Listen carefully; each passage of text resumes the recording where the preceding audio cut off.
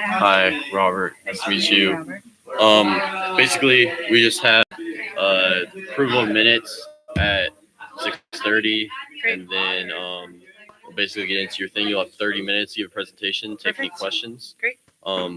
Do you have a slideshow? I do. If I can sign into Canva, I can just pull it up on this computer so Okay, we don't have to great. switch over.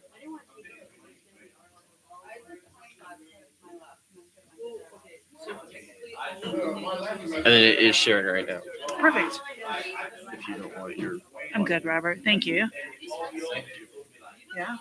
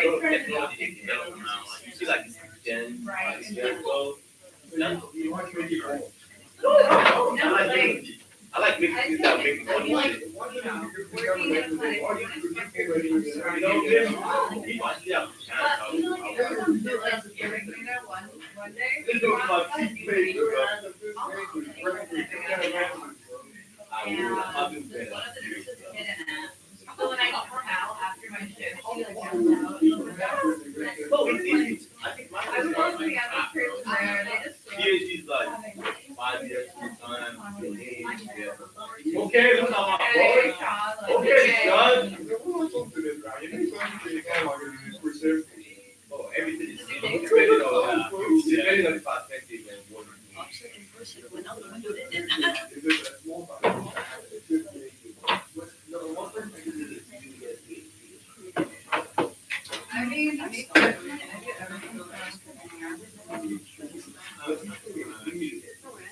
Well, last time Shay said that I wasn't dressing properly enough. I'm getting my doctor. It's not easy, but it's not like the worst thing ever.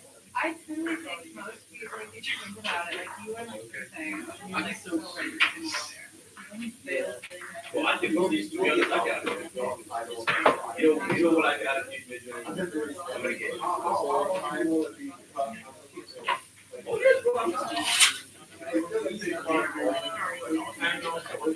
Yeah, I'm taking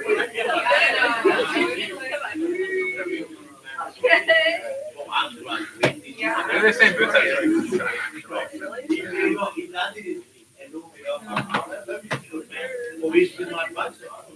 I'm trying to win best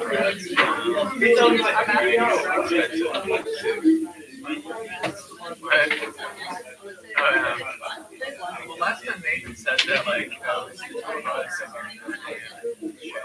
like, top 4 best friends. So, you got to show me that. I can't even go now.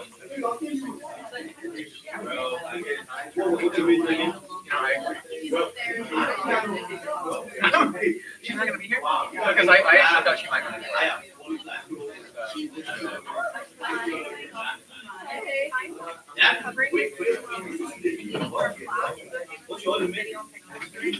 Oh yeah, this is also recorded.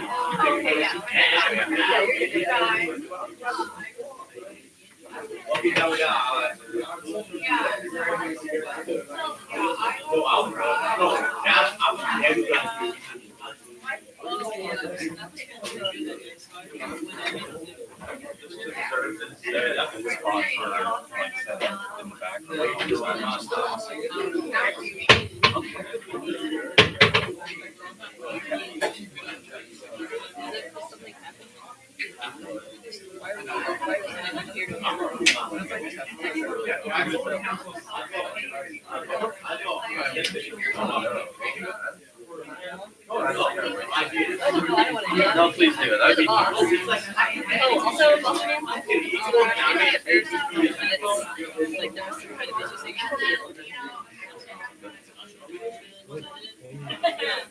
she said like she stepped out and some health treatments and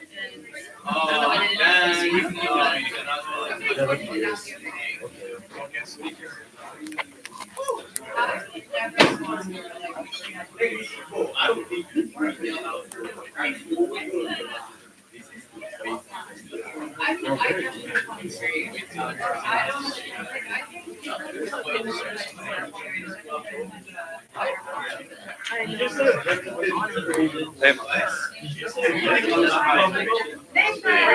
Hello. I'm sorry for mixing you up today. That's okay. Did they look a lot like me? Did you find my doppelganger? Uh-huh. But then, like, I was like, you know, you turned around, he just didn't have the same luscious hair up front, you know? I see, okay. I was like, Nathan would be, like, it would be horrendous to confuse someone like that for Nathan from the front. That was really funny. I was like, And it's good to see you. Yeah, I was trying to figure out the bar like all last night, man. Yeah. How to work out? No, it's not the best. Have you checked the agenda? Are you on the agenda? No, I wasn't invited. I didn't know where to be. Okay. Are you on the teams? Let me get you on the teams. Where's my phone? Do you have your laptop? It's either I'll be right back.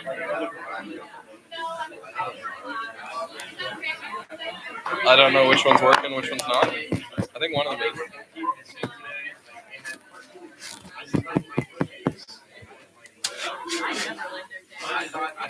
They were the worst class I've ever done in my whole life. She also did you talk how I looked at that. Amanda? No. She changed her mind after I kissed her ass. I'm a genius. Okay, it's not even that she looks at him, it's that someone else like brings up like you know this thing and then she gets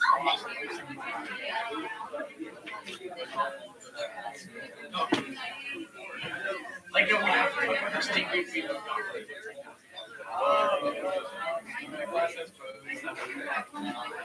Rose, I have am I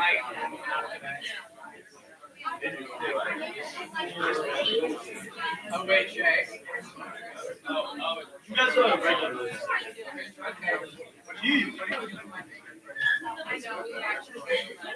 Right here. Oh, yeah. No, you're good, man.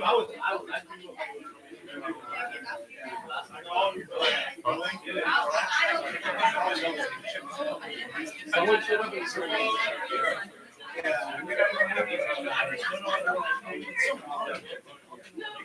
I don't know, man. I could confuse me.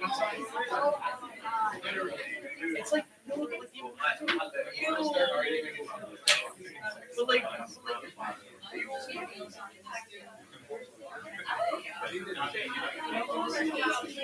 she was like hell. Shut up. Why are you like we have people who go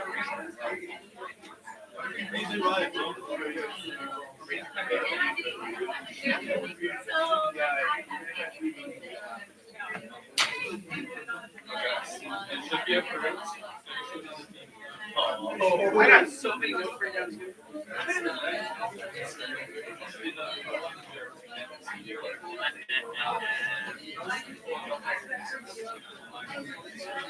Wait.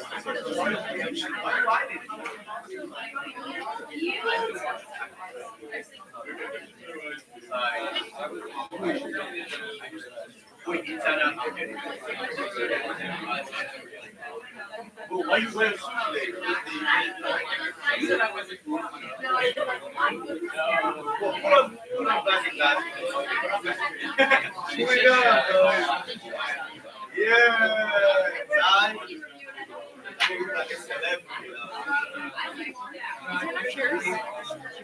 We can make there be an Wait. You can still get a chair.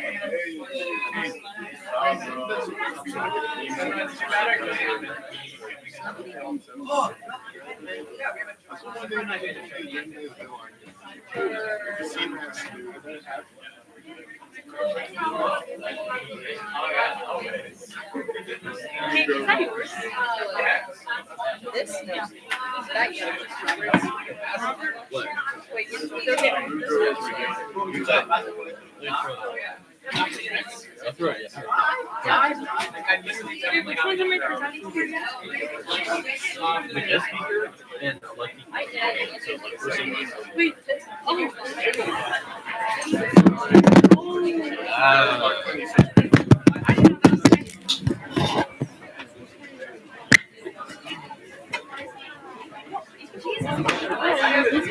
So you're not gonna see anything on Doctor.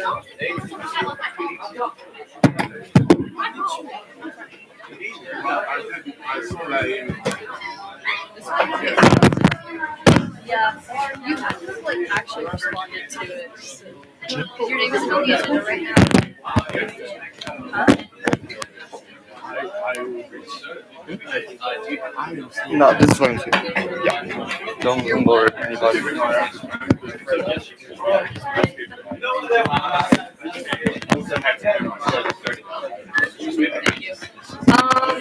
I mean, we can't put you on the agenda now, but I can email you next time a seat is open.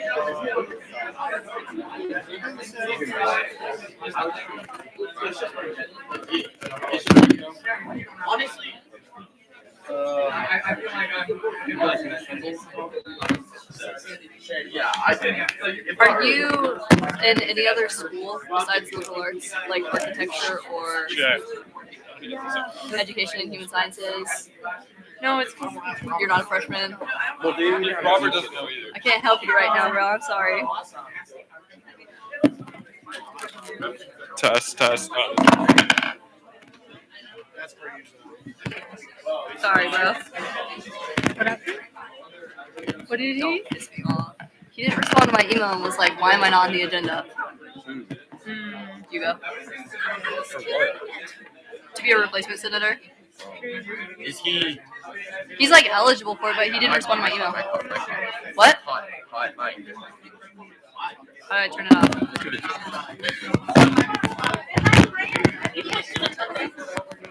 Keep it.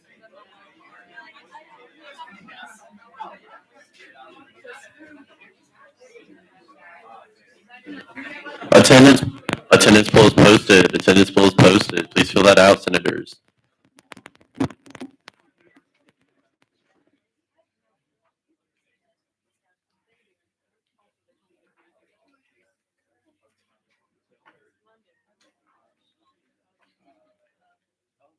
not gonna talk about any of the solutions, but I'm gonna just say like, if anyone else has any ideas when it comes to like parking solutions, let's have a talk.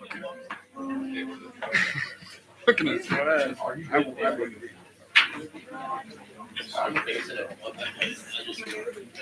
feel like I can encourage ideas.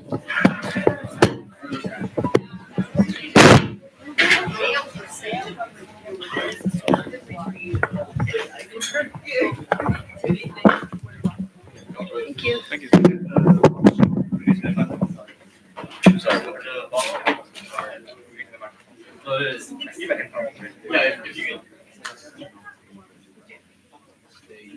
That one never worked last time. This one's on. Yeah. Test. Thank you.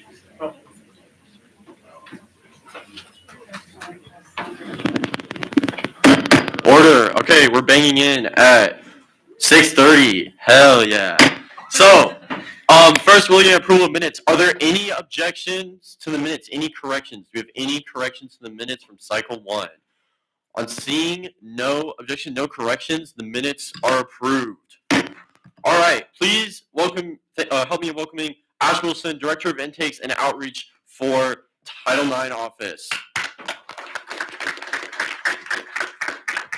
I'm subbing over to Simra.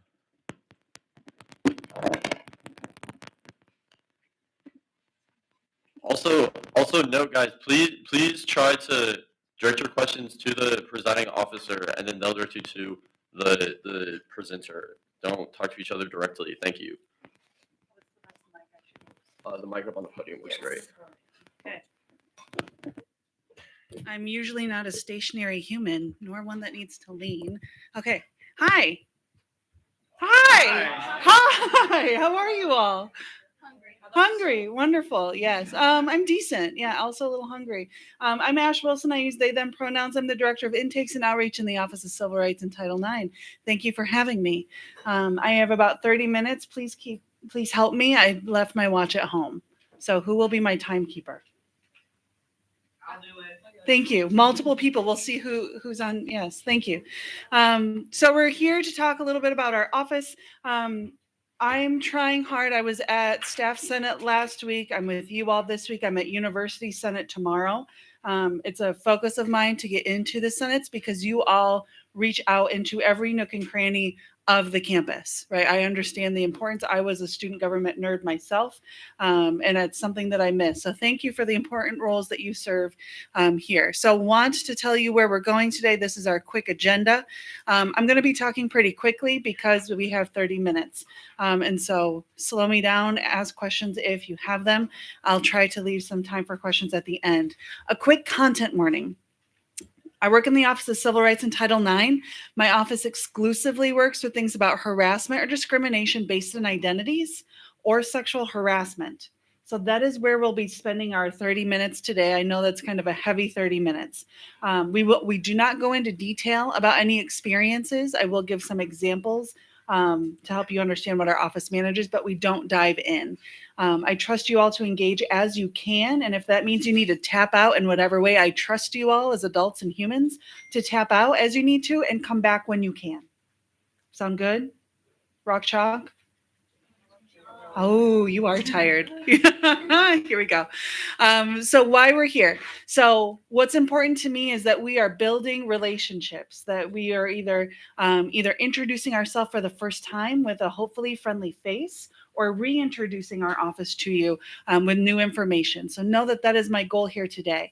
I tell all the sessions that I'm in, I could do this in my sleep. Like I have gone on my Eras tour with this presentation. I truly will flip through it and not have to look at the slide. And so I'm truly here for you. I'm not here for me. I could do this in my sleep. I am here for you. And so please know that I'm invested in building these relationships. And if you have questions, let me know. And when you go into the countless student organizations that you are a part of, because you are highly involved humans, if you think this information would be helpful for them, invite me there. I'm happy to do this for them as well. So think about who else needs to hear this. Something about our office, we are a one university office. That language is getting spoken more and more across the university. Our office has been a one university office for about 3 years now. Is this mic picking me up well or no? Okay. So we've been a one university office for a while. For us, we have offices on all 3 main campuses. And then we travel with you all. Our policies and processes travel with you all. And so if you are going in between campuses, does anyone travel between campuses at all? Does anyone represent students who travel between campuses? Okay, wonderful. Keep this in mind. Social welfare, criminal justice, travel between campuses. It is one office, one set of policies, one set of processes, one set of staff. So all of this is applicable to any campus that you're on. If anyone studies abroad, if anyone presents for conferences and you're hosted by the university and sponsored, our processes travel with you. When we think about what our office does, we can boil it down into 4.5, is that right? 5.5 main points. Each one of these bullet points is its own presentation. We will spend the most time on bullet point number 1. The rest will be commercials. So the first is we respond to all reports about potential harassment or discrimination based on identities, as well as sexual harassment. Who here is employed by the university in any capacity? Who here gets a paycheck by the university? You all are mandatory reporters. If you raised your hand, if you are employed in any capacity, you are mandatory reporters when you are being utilized in that capacity. Who here is not employed by the university? You are not mandatory reporters. That distinction is important to me so that you all know your responsibilities and you all don't feel forced to report things when you're not obligated to. Okay, you all have agency. If you are employed, you are a mandatory reporter. That is how most folks will interact with us. It's also important for me that you know that this is what we're telling faculty and staff and other mandatory reporters as well. And so this information is being distributed across the university, like truly hundreds of presentations over the last year distributed across the university. So this is what your faculty and staff are also getting. We also assess and respond to the impacts occurring across campus and create a greater sense of belonging for all. We support pregnant and parenting students. That's explicitly written into federal legislation, Title IX. We engage in outreach and education, like me being here today. We oversee Clery on campus, which is all about safety on campus. You all are automatically enrolled as students to receive those notifications on your phone that pop up to say, hey, there might be a gas leak. Please don't come over here. Or campus is closed due to weather. Our office helps inform those processes. And then the last one is the classic other duties as assigned bullet point and position descriptions. We're responsible for compliance-based things. The example that I gave here, we're responsible for overseeing the Drug-Free Schools and Community Act. So the federal government gives institutions some federal legislations and requirements. Our office tends to get those. So mandatory reporters, tune in. Other folks also please tune in. All faculty and staff, except for the folks in the blue bubble, are mandatory reporters. So that means that if they hear of potential harassment or discrimination based on identities, they are federally obligated and through KU policy required to report that to our office. And so know that if you are having an experience and you tell a faculty member, they should be reporting that. They're required to, even if you tell them not to. We'll get into that nuance in a minute. That can be tricky. So know that there are mandatory reporters. Almost all faculty and staff are mandatory reporters. Your advisors, your faculty, your coaches, all employees, yourselves. The federal government also recognizes a need to have folks on campus that aren't required to report, right? Folks should be able to tell people something hard and not worry that it's going to result in a report to our office. And so if anyone is looking to have that conversation without our office knowing about it, that's the blue bubble in the middle. I put them in order that I thought you all might access them. CAPS therapists are one. Care Services, who works under CAPS. Anyone know what CAPS is? Counseling and Psychological Service. My soapbox for them, if you have not checked them out, please do. It is the most affordable access to therapy you will ever have in your life. $15 are free. I pay $160. Please check them out.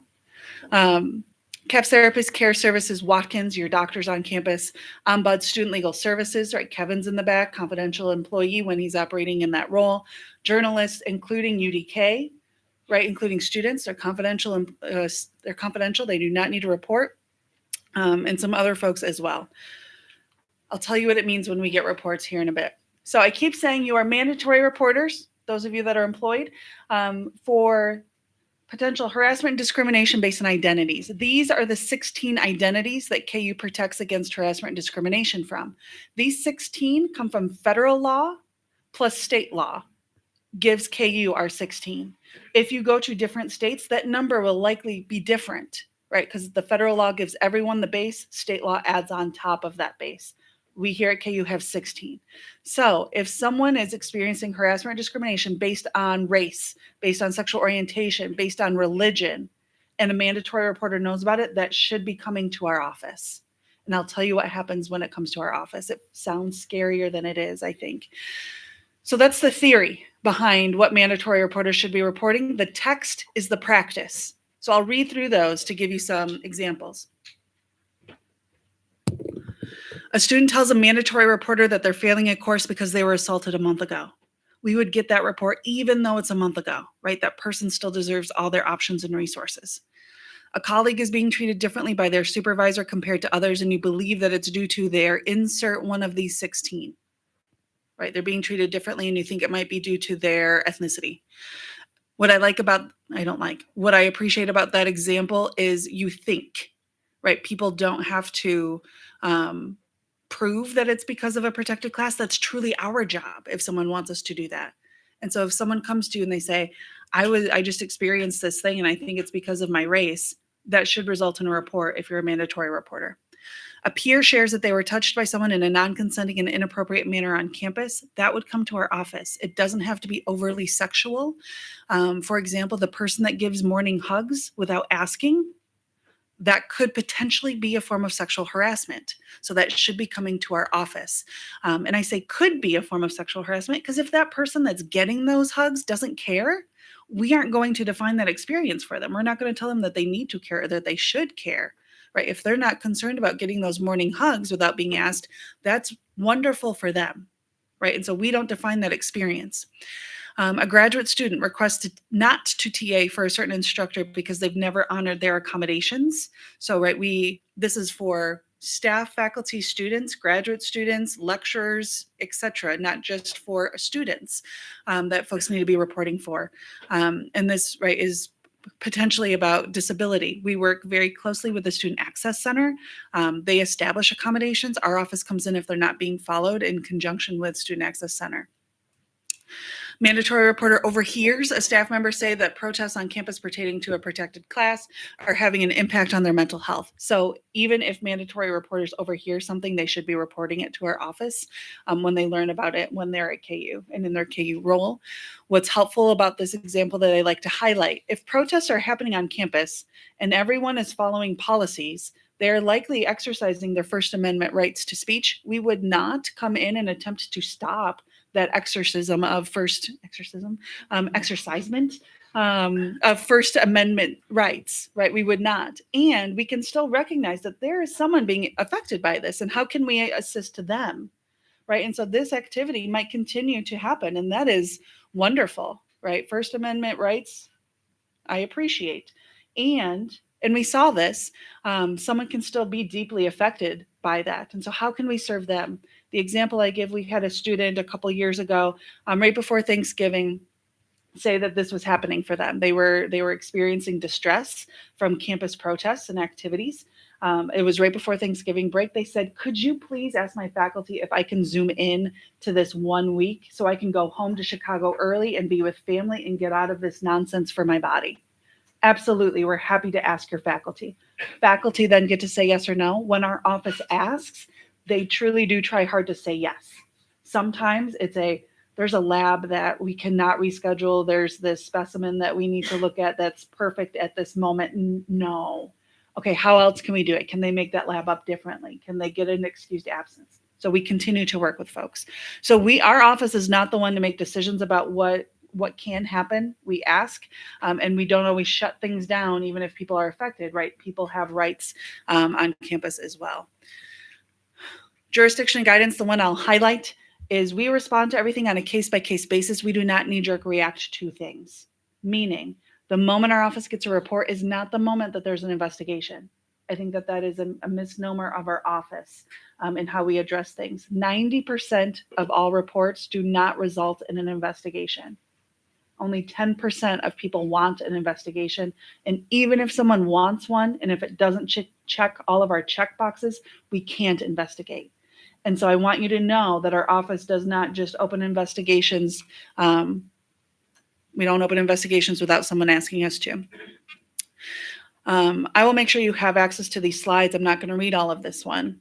But the first thing I will read, and I alluded to it a little bit earlier, if someone discloses something to a mandatory reporter, that person has to report. That mandatory reporter has to report, even if that person says they don't want them to. So know that if you're bumping into that, it's not the mandatory reporter trying to take agency away. It is them fulfilling their obligation. We're trying to coach them on how to let folks know that, and to be kind and calm and confident when they say those things of, I get it, I hear you, and I still need to, because you deserve all the options and resources available. And so I need to report this, and here's what that means. We're coaching them to help people know, and this is what it means when I make a report. We will do that in 2 slides, I think. We also engage in trauma-informed ways. So these are some trauma-informed tips that we are telling faculty, staff, mandatory reporters. So know that we are trying to help people make it easier for folks to tell them hard things. 2 slides, that was exactly right. So this is what we do after we get a report. So if a mandatory reporter gives us information, we say, thank you so much, mandatory reporter. And so that they know we got the information and it didn't fall through our inbox cracks. They are then not communicated with. They don't have a right to know any more information about that report than what they submitted. And so know that our office is highly private. We don't loop back to folks. We invite the person who's experiencing harm to have a conversation with us. That conversation is an intake. We explore support measures. We then talk through goals and we facilitate our process. Those processes in detail. We send outreach. It's an email. We send an email to the person experiencing harm. They can completely ignore us. We will not be offended. They do not need to meet with us. We don't make anyone meet with us. It's all voluntary. And so someone can completely ignore us. So if that person says, I don't want you to report this, I don't want to make it a big deal, they still have to report. You don't have to respond at all. You can completely ignore them, and that is okay. So know that that is a piece of it. If they ignore us, we'll send it one more time just to make sure it didn't hit at midterms or during spring break. So they have an opportunity to meet with us if they want to. If they are meeting with us, they're very likely meeting with me. And so if that is helpful to put a face with a process, put mine there. My energy is a little bit different when I'm meeting with folks who experienced harm, right? I'm not this quick and go, go, go. And so if it's helpful to interact with me over coffee so that you can refer folks better, happy to grab coffee with you all. And if someone doesn't engage with us, we close the case. We don't turn it into something that someone doesn't want us to unless it's a serious threat to campus. That happens maybe once a semester.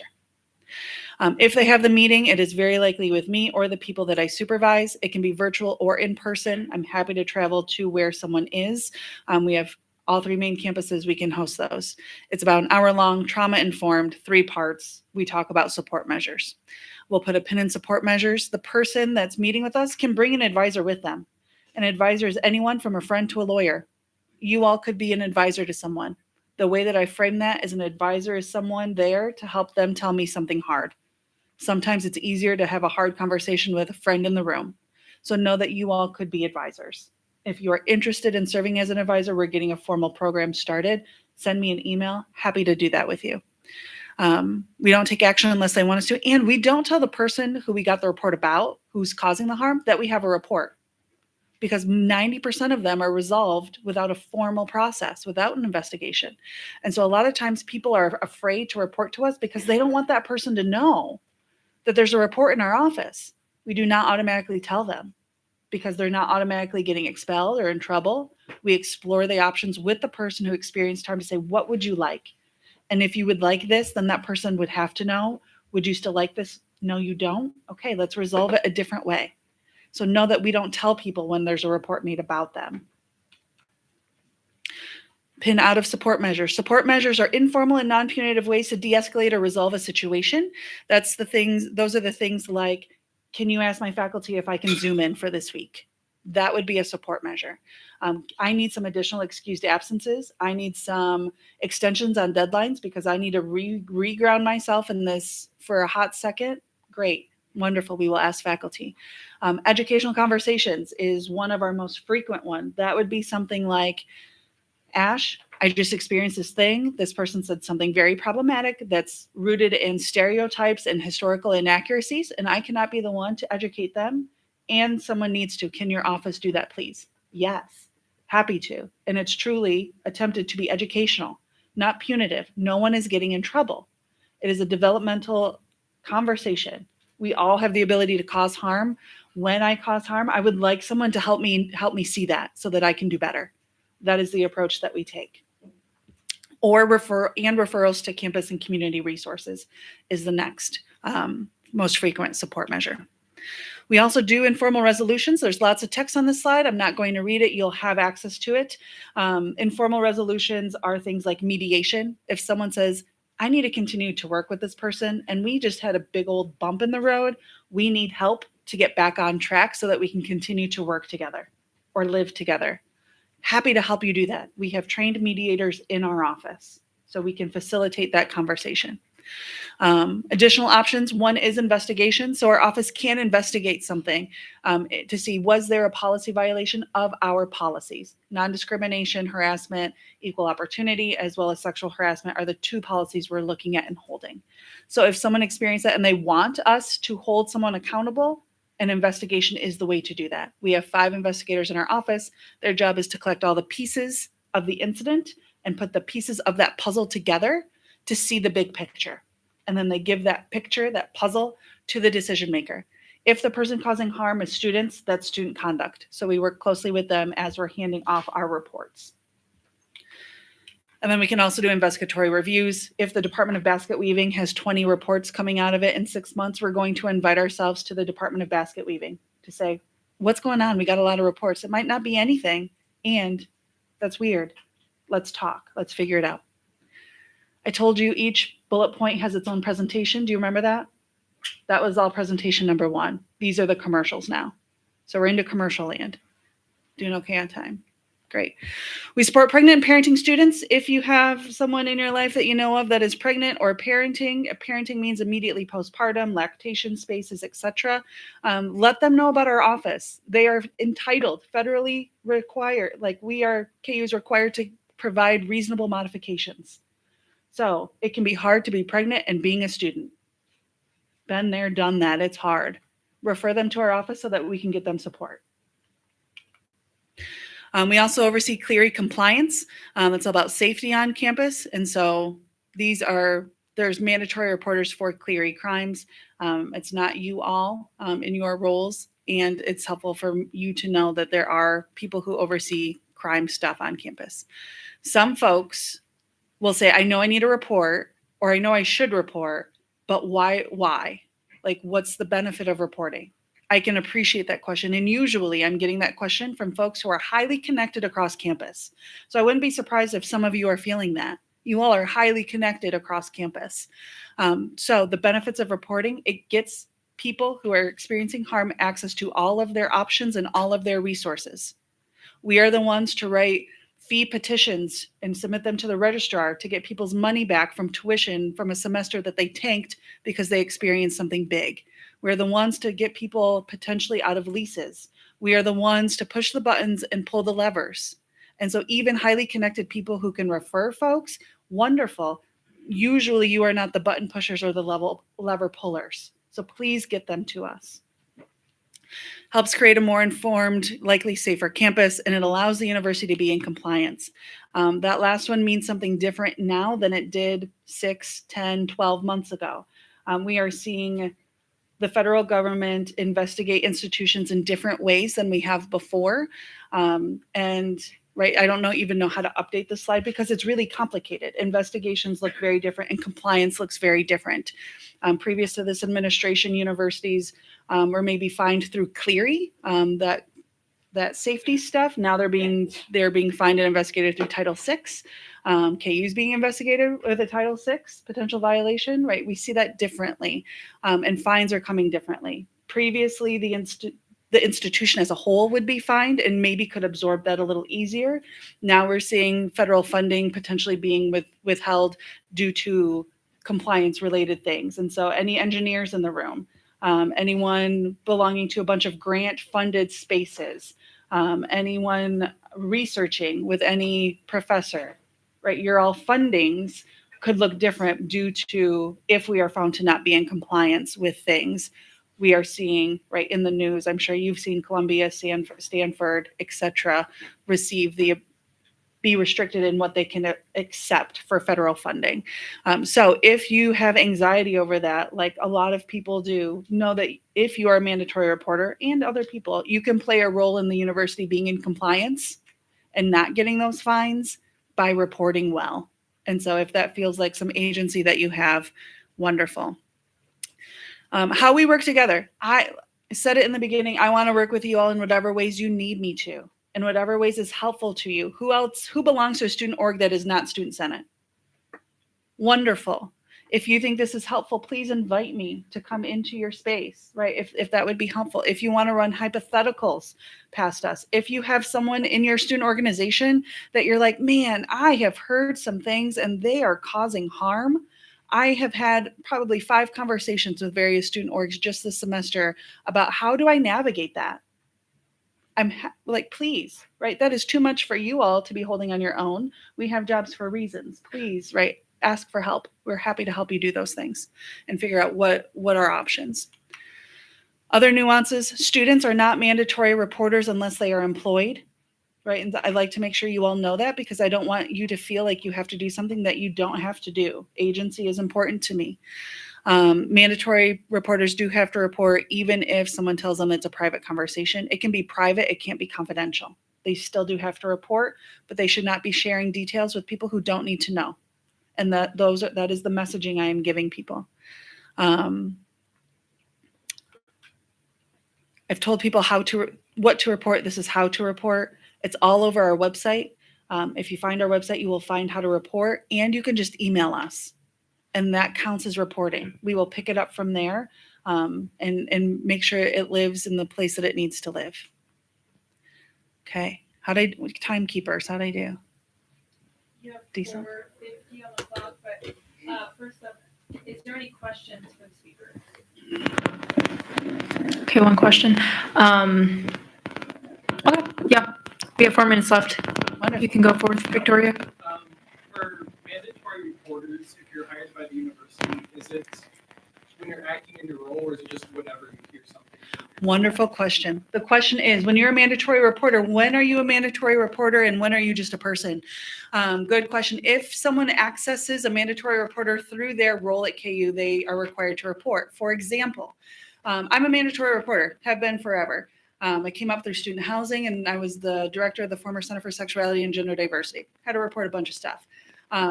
If I am grocery shopping with my 4-year-old and it's chaos and I overhear people who are like, yeah, I'm a student at KU and I just experienced this thing.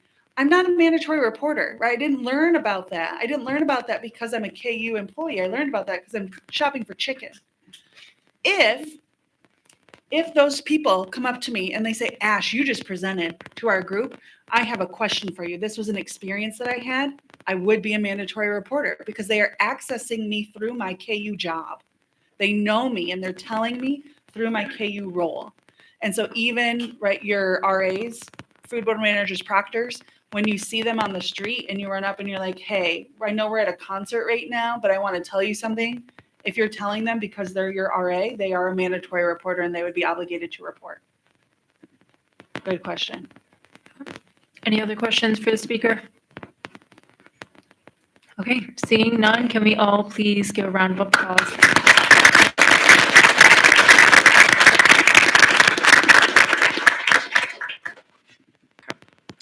I'm gonna give it over to you. Oh, well, we're not gonna move all on to officer reports. You're up anyways, so. How much time? It's 10. 10? Yeah, that's nothing. Okay, hi guys. So this brings me into my first item on our officer report is, as you can see, we're doing things a little bit differently. We're trying to incorporate more things on Robert's rules that we've been a little lax on in previous years. So as you can see on the agenda, we've got time slots for each section on things. The 10 minutes is in section 43 of Robert's rules on the 11th edition. This is the standard amount of time we give to present something on the agenda. However, it's through custom. We've given our presenters always half an hour, and so that's why that's 30 minutes. And then for replacement sitters, like how we did last cycle, through custom, 3 minutes. And then since it's consent legislation, we dropped that down to 5 because there is a bit of discretion we can do. And then this whole agenda and times were approved by Studex, so we're all good there. And then 10 minutes for regular legislation. So this is gonna be 10 minutes for the person that comes and presents. And then if there's someone who wants to give a negative speech, then that would be another 10 minutes there. But if there's any more questions or something for the speaker, then there would need to be a motion to extend time. And then as usual, there could at any point be motions to extend or limit debate or any special orders of the day or anything like that. So hopefully we can start incorporating some of these things. And I hope that this is more clear for everyone on how we're doing time. Additionally, I want to clarify something from last cycle.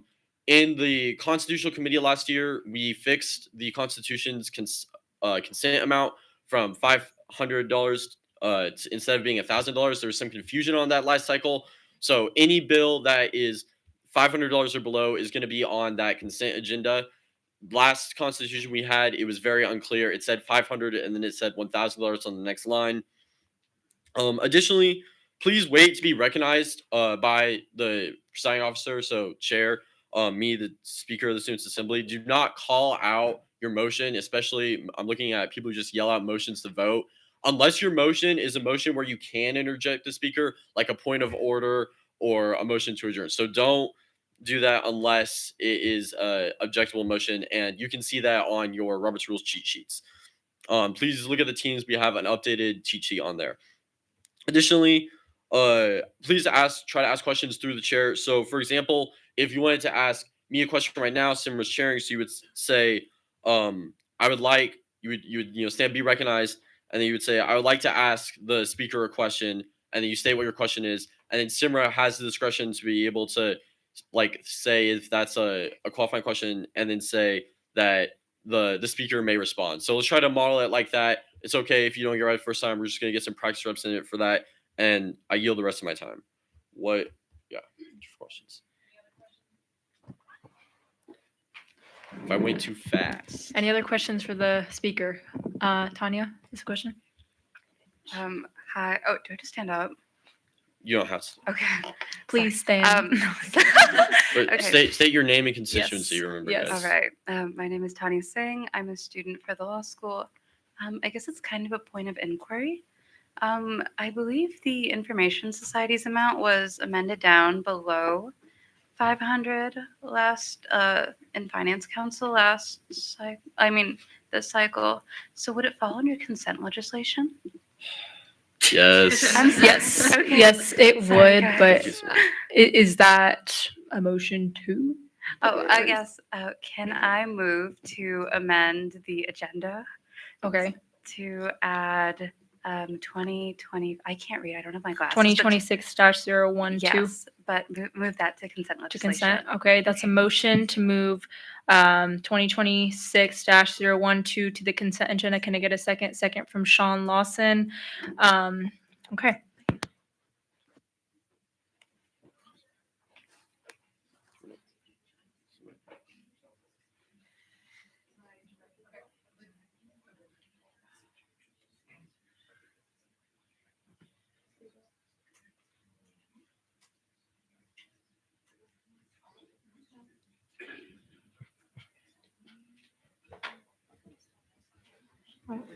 Okay, it's working.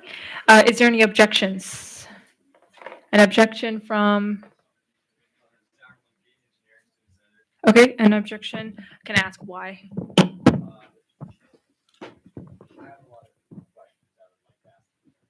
Okay, that's fine.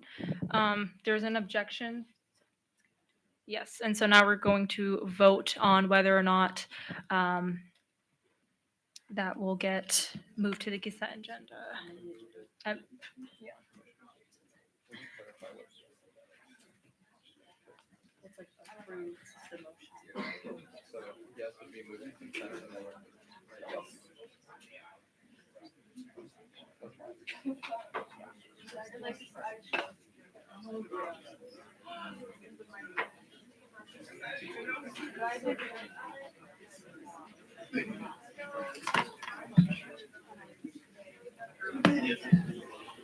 Okay, technically, we should probably wait to see if there's any more questions. I don't think there's. Okay. Yeah, I don't So think if there time was. for this motion, then Yeah. back to me. Then I'll appreciate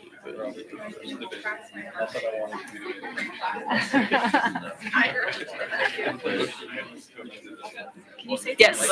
Yes, that poll is in the voting channel. And again, this is a poll to vote on the motion to amend the agenda. Yes. Yes. Is that not what it says? Man, just look at what it's titled, please. It's title correct. It's in the Voting channel. This is the only one, right? No, there's students assembly and a voting assembly. I think people are confused. It sounds like it's review.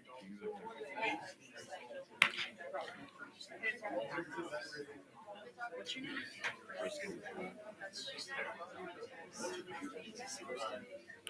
So can you clarify what approve and deny is? Huh? Can you clarify what approve and deny Do you want to I voice guess, vote yes. right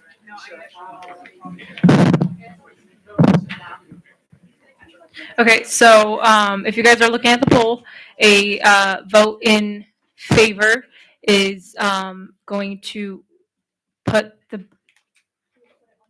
yes, it will put it on the consent agenda, and a vote to oppose will not.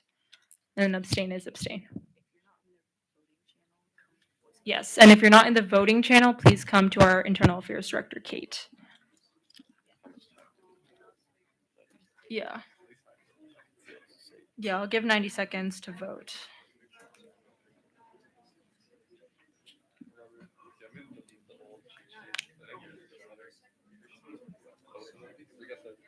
This is the worst one. This is better.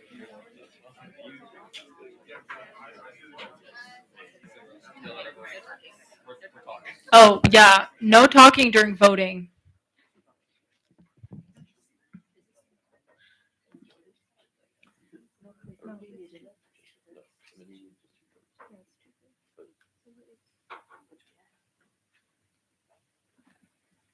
There's still time on the clock.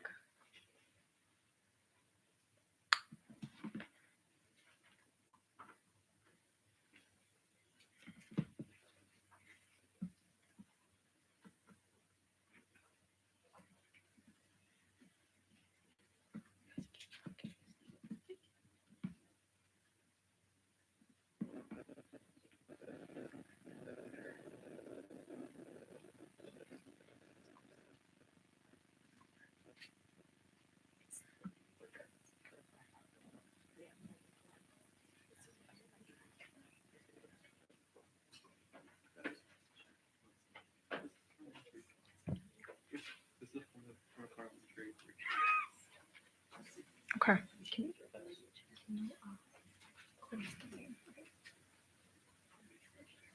Okay.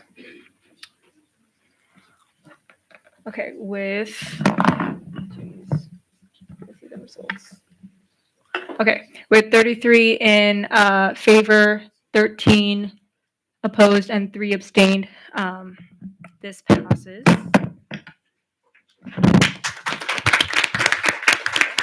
And so to clarify, that will be put on the consent. Was there any other, Robert, you're done with the office report, right? Yeah. Okay. Any other questions for Robert regarding his officer report? Okay, seeing none, thank you, Robert. And I will be handing it back over to Robert.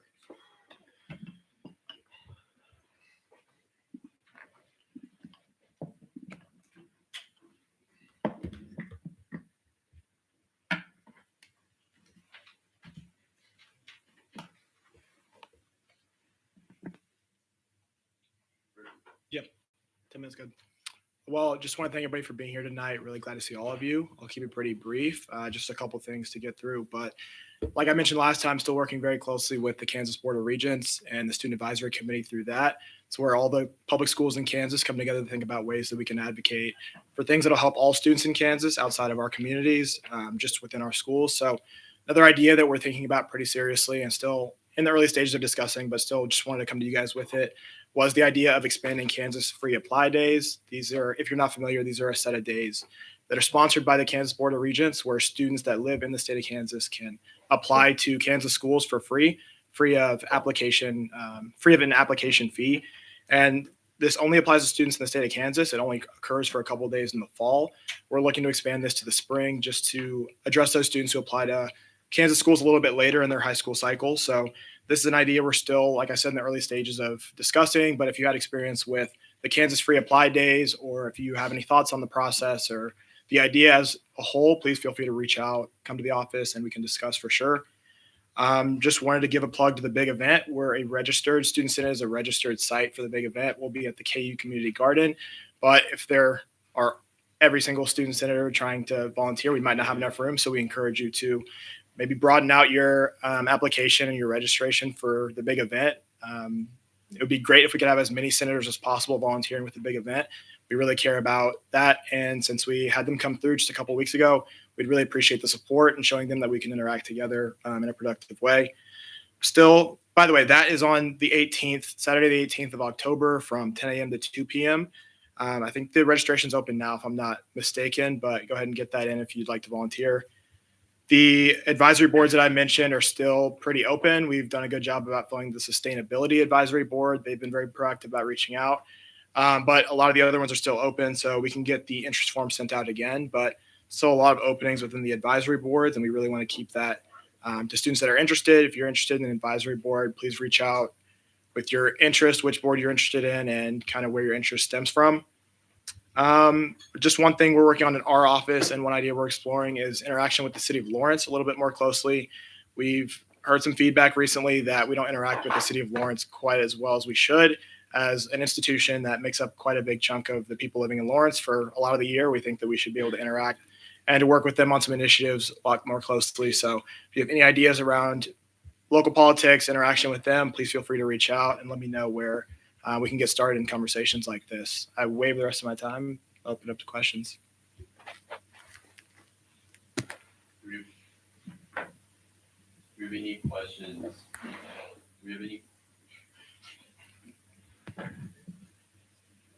Do we have any questions for our president? Question in the back, Jack Ritter. I think I'm just curious. One of the things you ran off of was the homecoming parade. I'm curious where the planning for that is at, given that we're roughly a month and a week out. For sure. Yeah. So the homecoming committees and the Alumni Association has that split up into committees. Henry and I are both on the student engagement subcommittee within that. They schedule meetings for Wednesdays at 7:00. So we've made it very clear that we can't waive this responsibility for that. And we follow up on the action items after the meetings. Still working very closely with Ryan Edmonds over at the Alumni Association, but also being very clear that we have this responsibility primarily and interested in meeting recordings and following up on action items afterwards. We'll definitely keep you guys updated on that, but it's where we're at with homecoming. CC Hunter. Hi there, my name is CC Hunter. I'm an associate senator for the Community Affairs Council. I had a question specifically about you stating that you were going to be working more with the city of Lawrence. And I wanted to ask how exactly you plan on doing that. The president may respond. Sorry. Yeah, good question. If I wasn't clear, we're still in early feedback stages of this. It's been brought to my office a couple of times. So exactly how we'll do it's not clear, but we have a city commission representative that we're working with very closely to figure out where the city of Lawrence would like to meet us and work on things together.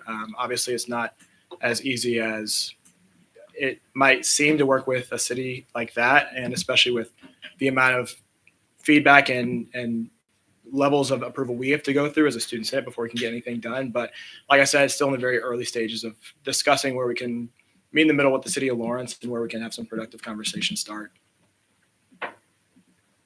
Okay, do not see any further questions for speaker. Thank you very much. Next officer report is the vice president. Ready when you are. It's gonna be 10. Okay, yeah. Thank you all for being here. First off, I want to say for the International Affairs Standing Committee, still looking for 2 people.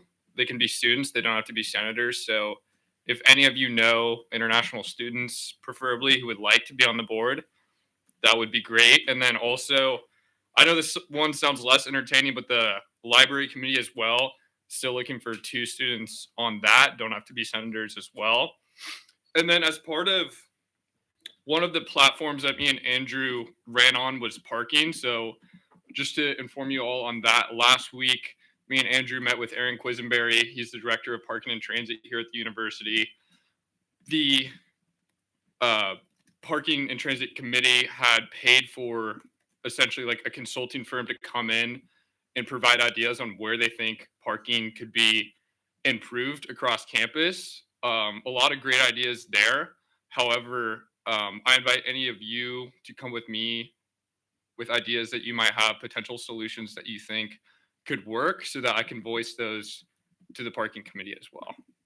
Do you have any questions for our vice president? Please raise your hand. Everyone has questions. Okay, seeing no questions, thank you very much. Next up is our treasurer.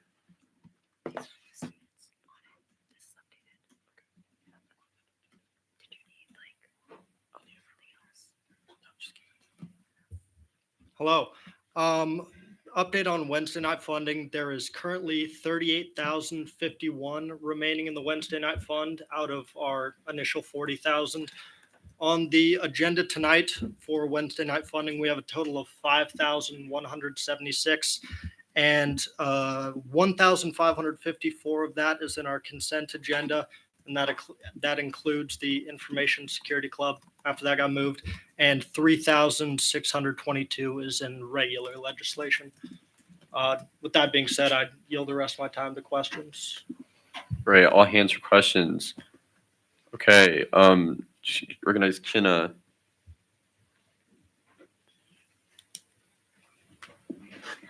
Just clarifying that 40,000 is for, or the 38,000 that we have left is for this semester only, correct? Or is that for the whole year? For the whole year. Okay, thank you.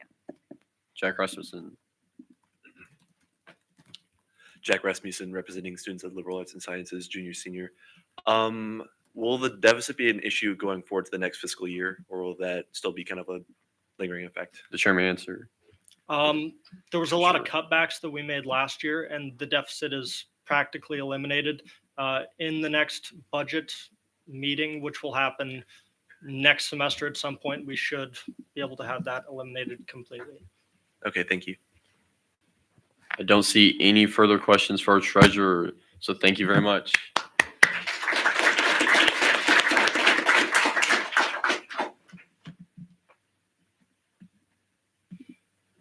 Okay, next item on our agenda is our replacement senators. Chair recognizes our Internal Affairs Director. I move to amend the agenda to add Hugo for consideration of a vacant education and human sciences position. Are there any objections to amending the agenda? I'll second that. Thank you. Okay, on seeing no objections, the agenda will be amended off unanimous consent to add Hugo for education and human sciences to fill the vacancy. Done. Great. So this week it's Yeah, yeah. Hold on. So this week, we have no. It's so much easier for replacement senators because we only have one person for each open spot. So, you can see the names on the agenda, and then do I have any motions to acclimate these senators? Looking for a motion to acclimate senators. See one from. Is that a motion? Jack Ritter, Chairperson Jack Ritter. What's your motion?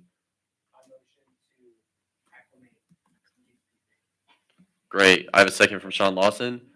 Acclimate. Acclimate, yeah. What? It's acclimate. Okay, whatever. Acclimate is like you acclimate to an environment, but you acclaim senators. Okay, so point of order, it's acclaim. I don't know how I didn't know this. So, please, everyone, voice vote. Yes, if you would like to acclaim these senators. Okay, all the no's say no. Everyone knows saying sir. Okay, so the yeses have it, and these three senators are acclaimed. For 3 minutes, Jizzy Horshaw, are you present? Great. Would you like to come up and give? I have 3 minutes to speak about yourself and answer any questions.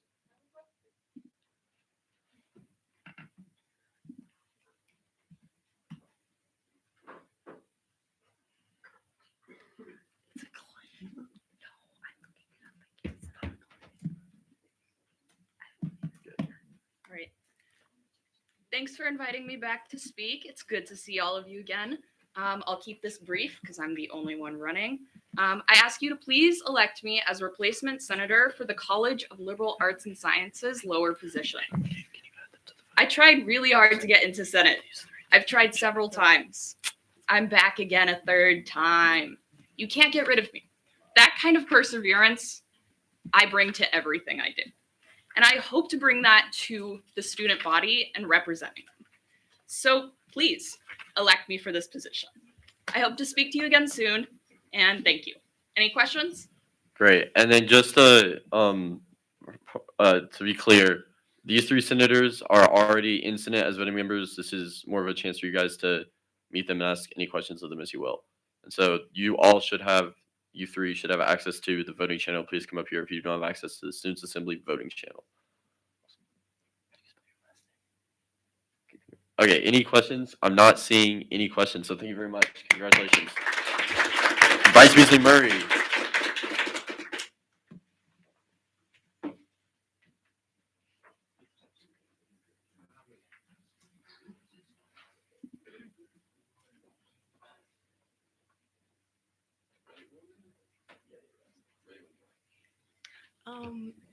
Can everybody hear me, first of all? Okay. Hi again. It's nice to see all of you. If you need a reminder, my name is Bryce. I'm a sophomore. I'm studying sociology, psychology, and social work. And as I mentioned before, I served on Senate last year. I was a part of the Student Rights and Affairs Committee, and I really enjoyed it. I really liked getting to hear everybody's perspectives and their concerns, and I'm glad to be back. So thank you. Lovely. Any questions? Okay, seeing no questions, thank you very much. Congratulations. Okay, and then you go. Ready when you are. Hey everybody, my name's Hugo. I'm a transfer student. I'm a triple major in physics, global and international studies, and econ. I minor in education, so that's why I got that seat. I'm just a nice guy most times. If you ever need my help with something, feel free to reach out. Are there any questions? Or do we have any questions for speaker? Seeing no questions, congratulations. Thank you.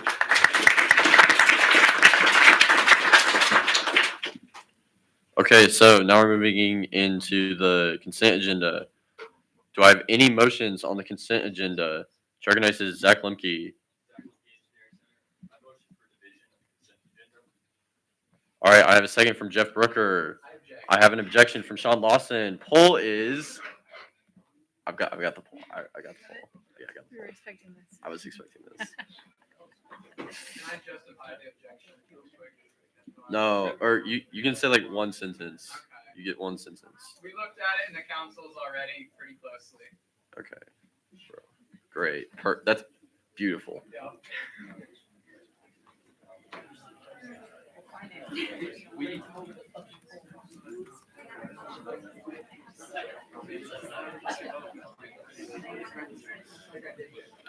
Okay, guys. Order. So, a vote in favor.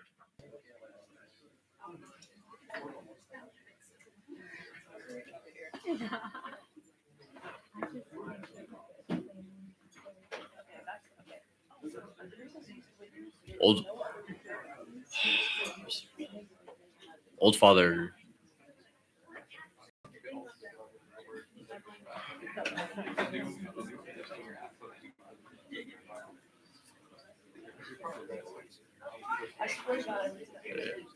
Okay, this.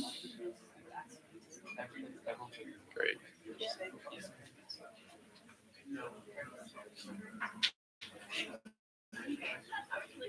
Okay, 10 minutes.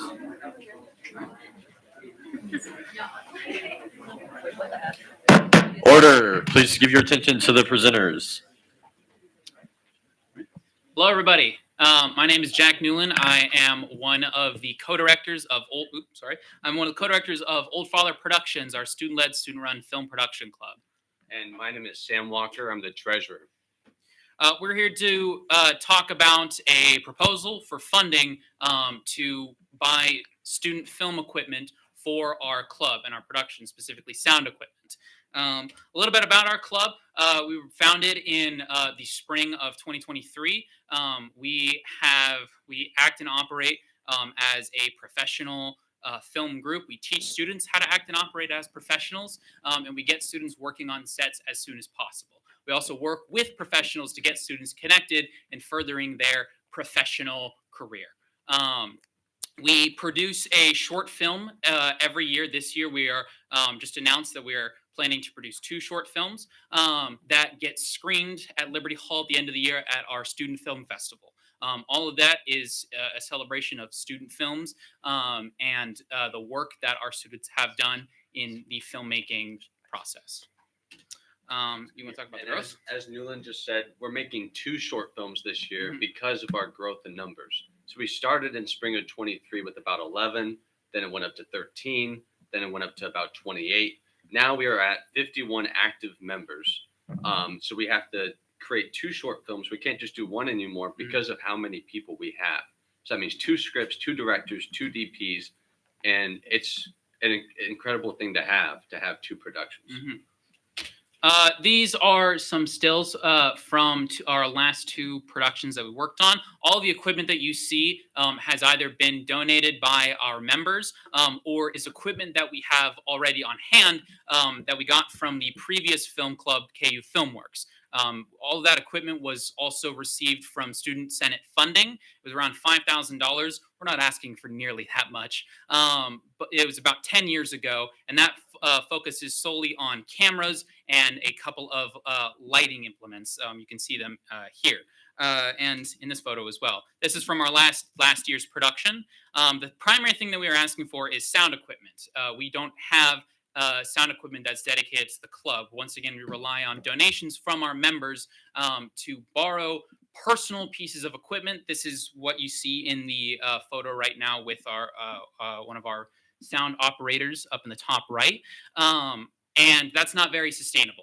We like to rely on ourselves and make sure that we have equipment that's accessible to all of our students in order for them to learn as quickly as possible how to work professionally. These are some photos, some testimonials from our last year's film festival. We had around 200, I believe, a little over 200 people show up, students, families, community members. We had a few members of the local high schools come in that had shown interest in coming to KU, and we drum up a lot of support for the local film community. We have it at Liberty Hall. It's a nice selling point to our students to say, hey, if you come and make a movie with our club, you'll have the opportunity to have a film screened at a movie theater. It's a very fun event, and we are very honored to have that opportunity. But in order to keep doing that, to keep having these opportunities and to keep making films of the quality that we teach, we are in need of some film equipment. I've brought together some of the items that we're showing on our that are on the bill. This is a shotgun mic. It is supposed to be used in the boom pole, which is also this implement right here. These are used for environmental audio, dialogue, and just a general audio that's gained from a set environment. You need this mount to hold it all. It's all part of the same implement. I'm sure many of you may remember last week when we spoke to both the Finance and Affairs Council, so I won't go over everything in detail again. This is a field recorder. It's sort of the camera for sound. It's very necessary, if not the most important part of the sound department. This is what we use to record all of the equipment on.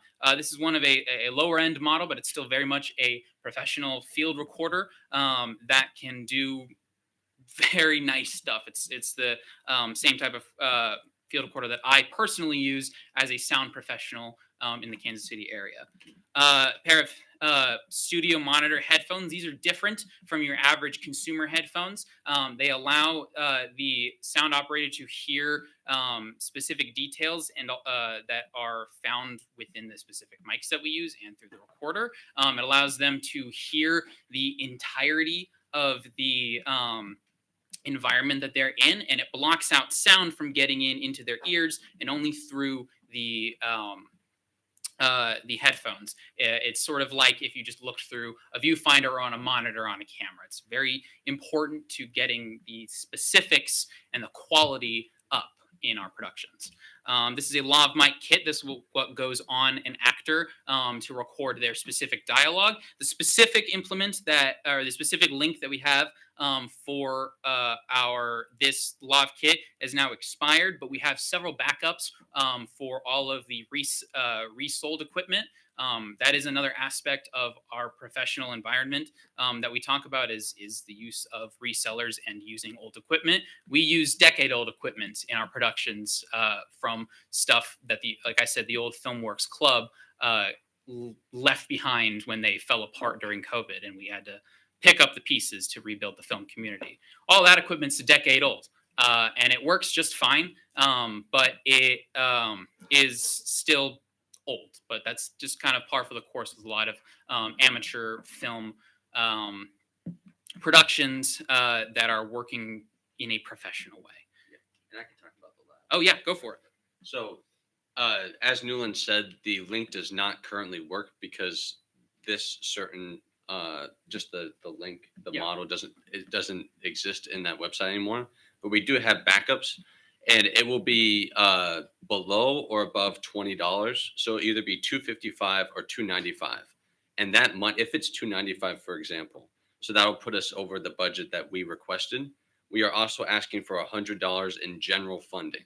So if it is $20 over the $275, that will come from the general funding that we requested. So we are not asking more than what we have originally requested and passed by both committees. Yeah. So that's the end of our presentation. Yep. Okay. Thank you very much. Who has questions for the presenters? Okay, Chair recognizes Amy Cummings. Hi, Amy Cummings for On-Campus Housing. Could you tell us a little bit about the lifespan of these items? Certainly. You may respond. Certainly. The lifespan of these items realistically is around 5 to 10 years. And that's I understand it recognizes a decent lifespan. Or not decent, sorry, that's a wide gap. But going based off of the equipment that, a lot of this is based off equipment that I personally own and have worked with professionals to find and fine tune and how to actually take care of this stuff. And when taken care of properly, which it will be, all of our executives who have access to it knows what they're doing with the stuff. It can last 5, 7, 10 years. Just a testament to that is like I mentioned, the previous pieces of equipment that we have at our disposal was obtained 10 years ago from this very council, and still works perfectly for all the purposes that we need. Great. Do we have any other questions for the speaker? And then please, after you recognize, address the question as I would like to ask. Aiden? Yes. To recognize as Aiden. Aiden Faust, representing the School of Liberal Arts and Science for the junior senior class. What else will the general funding be used for besides if that one item is $20 more? Speaker respond. The general funding is there for just whatever club expenses may incur, whether it be necessary pieces of art department, parts for our production. There is a lot that goes into film production outside of just equipment. We've decided most of that's going to end up going towards the production and specifically art. The crafty feeding our crew, which is another piece of professionalism that we preach. It's a requirement on almost any professional set to feed lunch to your crew, and we operate on very small time, like very short times, very small crews. We don't need all that much. We also have a fundraised amount that we typically prepare for that very purpose. The general funding is there for an emergency fund in the event that we need something that we need to spend money on for our film production, for the club purposes, or making sure that we have everything that we need in order to run smoothly with our club and productions. Thank you. That elapses all our time for questions. If there are further questions, I'd be looking for a motion to extend. Okay, not seeing any motions to extend. Do I have any speeches of negation? Any negative speeches? Seeing no speeches, I'm looking for like a motion to vote. Seeing a motion to vote from Simra, second from Jack Rasmussen. Poll will be posted. Thank you, guys. You can take Thank you. Poll is posted. You have 90 seconds. A vote in favor approves $873 in funding for Old Father Productions.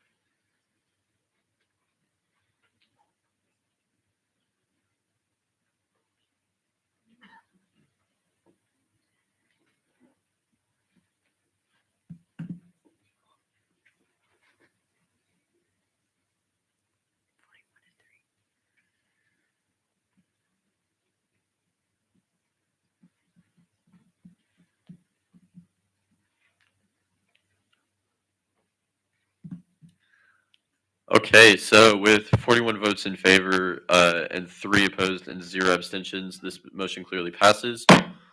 Thank you very much. The next item on our agenda is a bill to fund the Nepalese Student Association.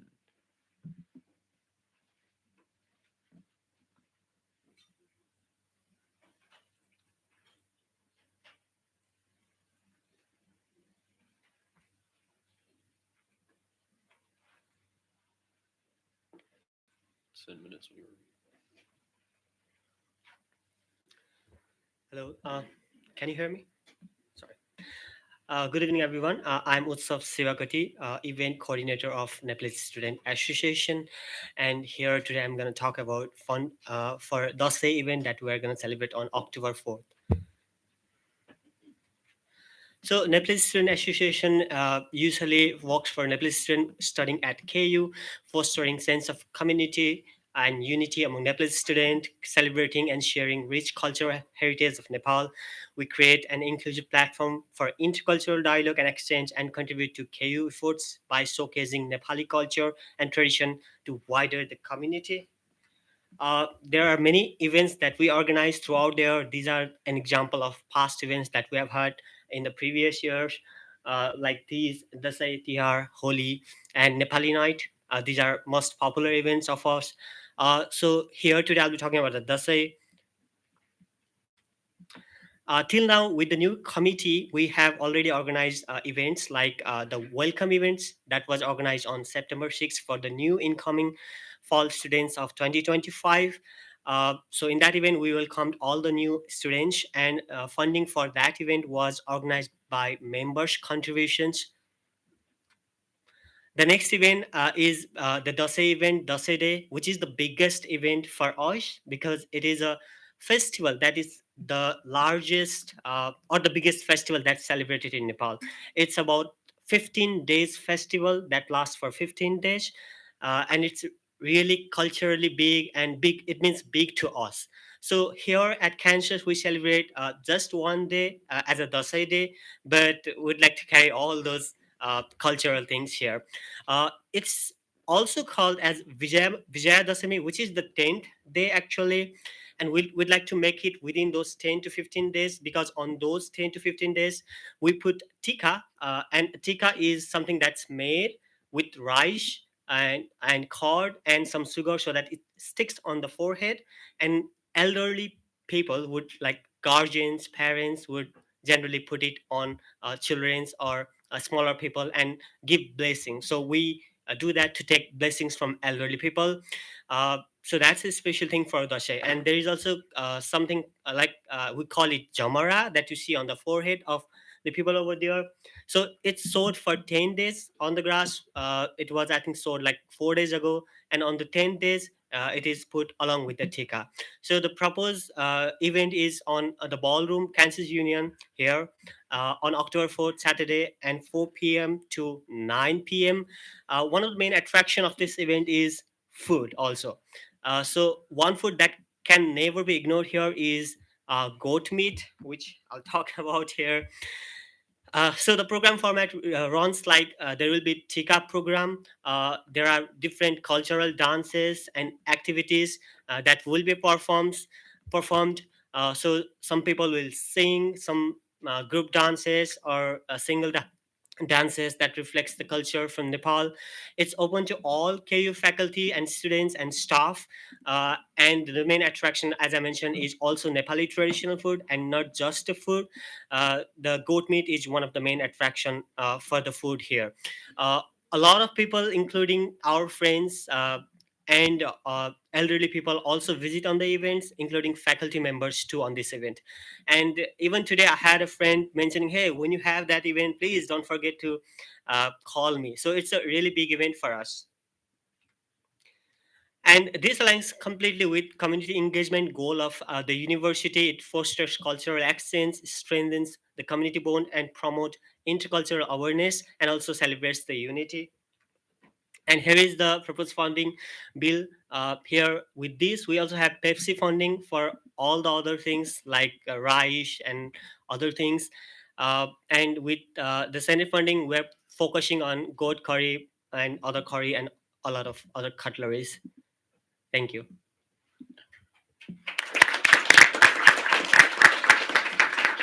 Great. I'm looking for anyone who wants to question the speaker. And remember, please preference your question with "I would like to ask."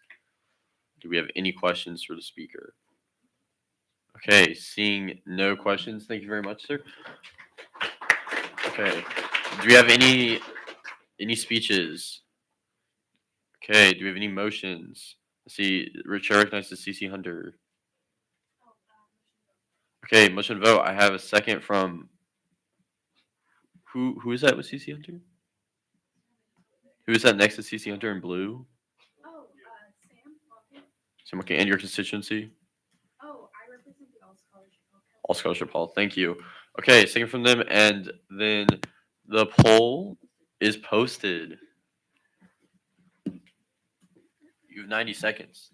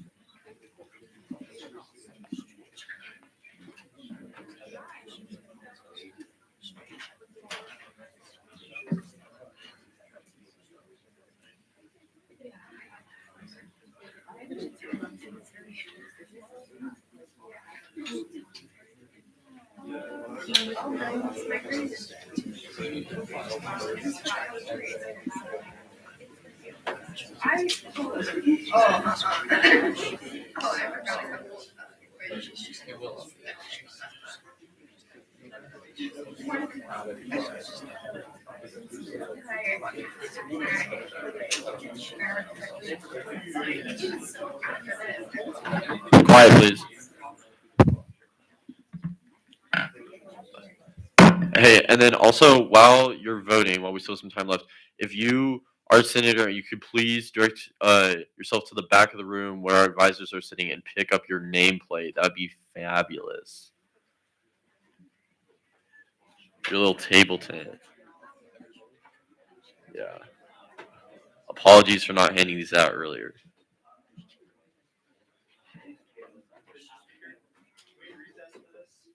We're at ease. We're at ease. At ease. Yeah, technically we can't be. That yeah. Well, the poll's closed now. Actually, the poll's closed. Listen, polls. We need to delete these polls. I forgot. Whatever, man. Can I show you something? Yeah, what's up? I don't know. I might be the only person that's slightly confusing. I think I answered my question.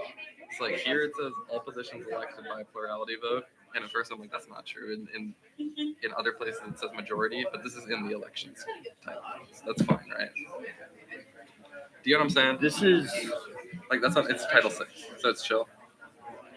Because that conflicts. What? Yeah, that conflicts with title. That conflicts with here.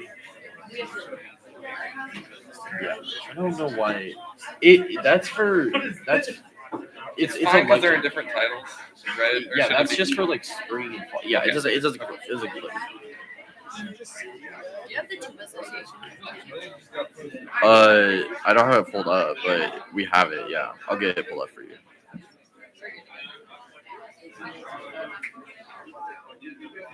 Agree.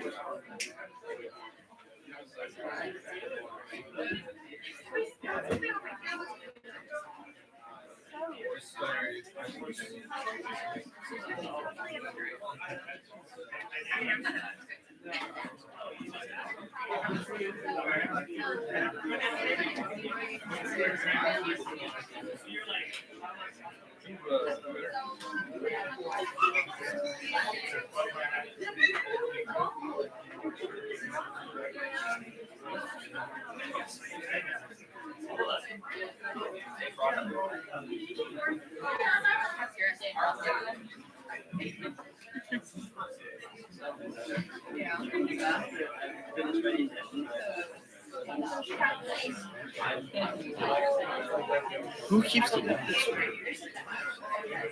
Tilted.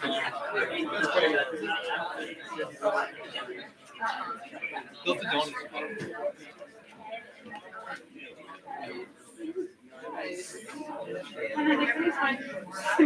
Oh. Thank you. Thank you. I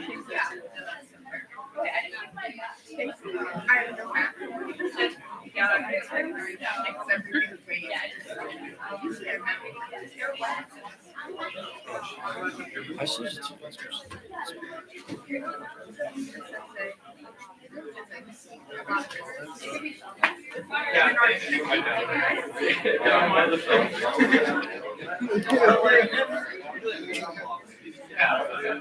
Yeah, you can have this one. Nathan, you know it's legal, right?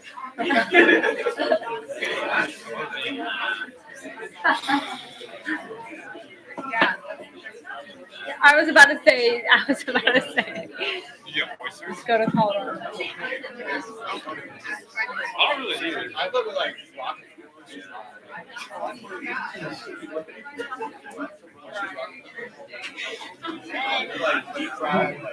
Oh, that's perfect. Put the whole show. I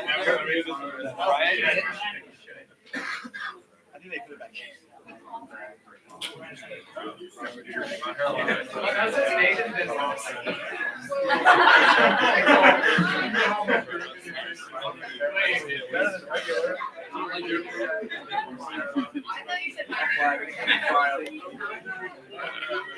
That's very illegal.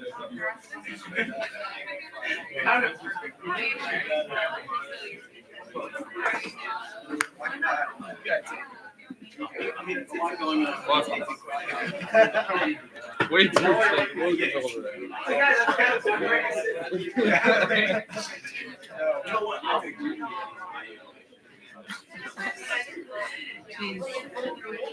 I took her to Bruce. Yeah.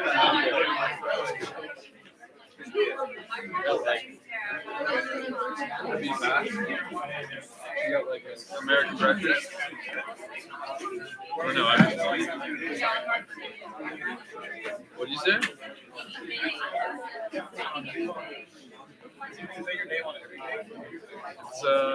It's my alter ego.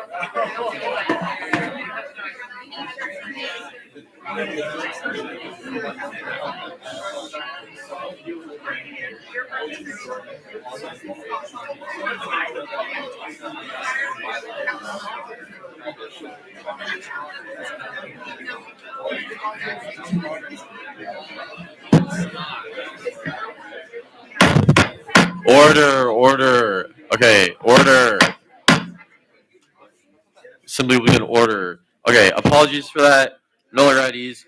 The results of that poll for Nepalese Student Association, which was closed, the results are.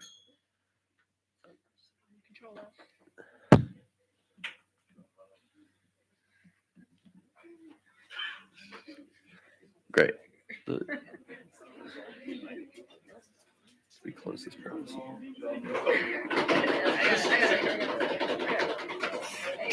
Great. The results are 48 approved, 4 opposed, and 2 abstentions. So this legislation passes. Thank you, Nepalese Student Association.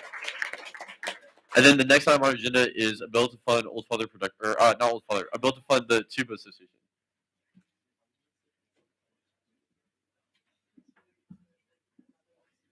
This is for $2,100.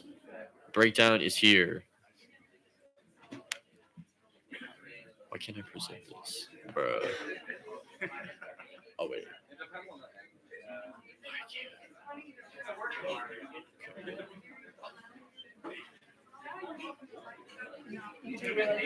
Oh, what is this?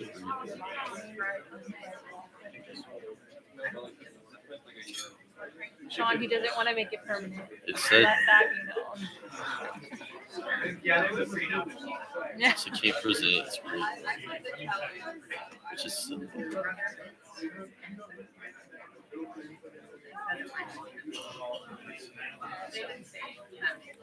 Okay, great. Tim is going to restart. Okay. So a little faster than that. Attention to our presenters, please. Hi, folks. Good evening. Thank you so much for having us out here again.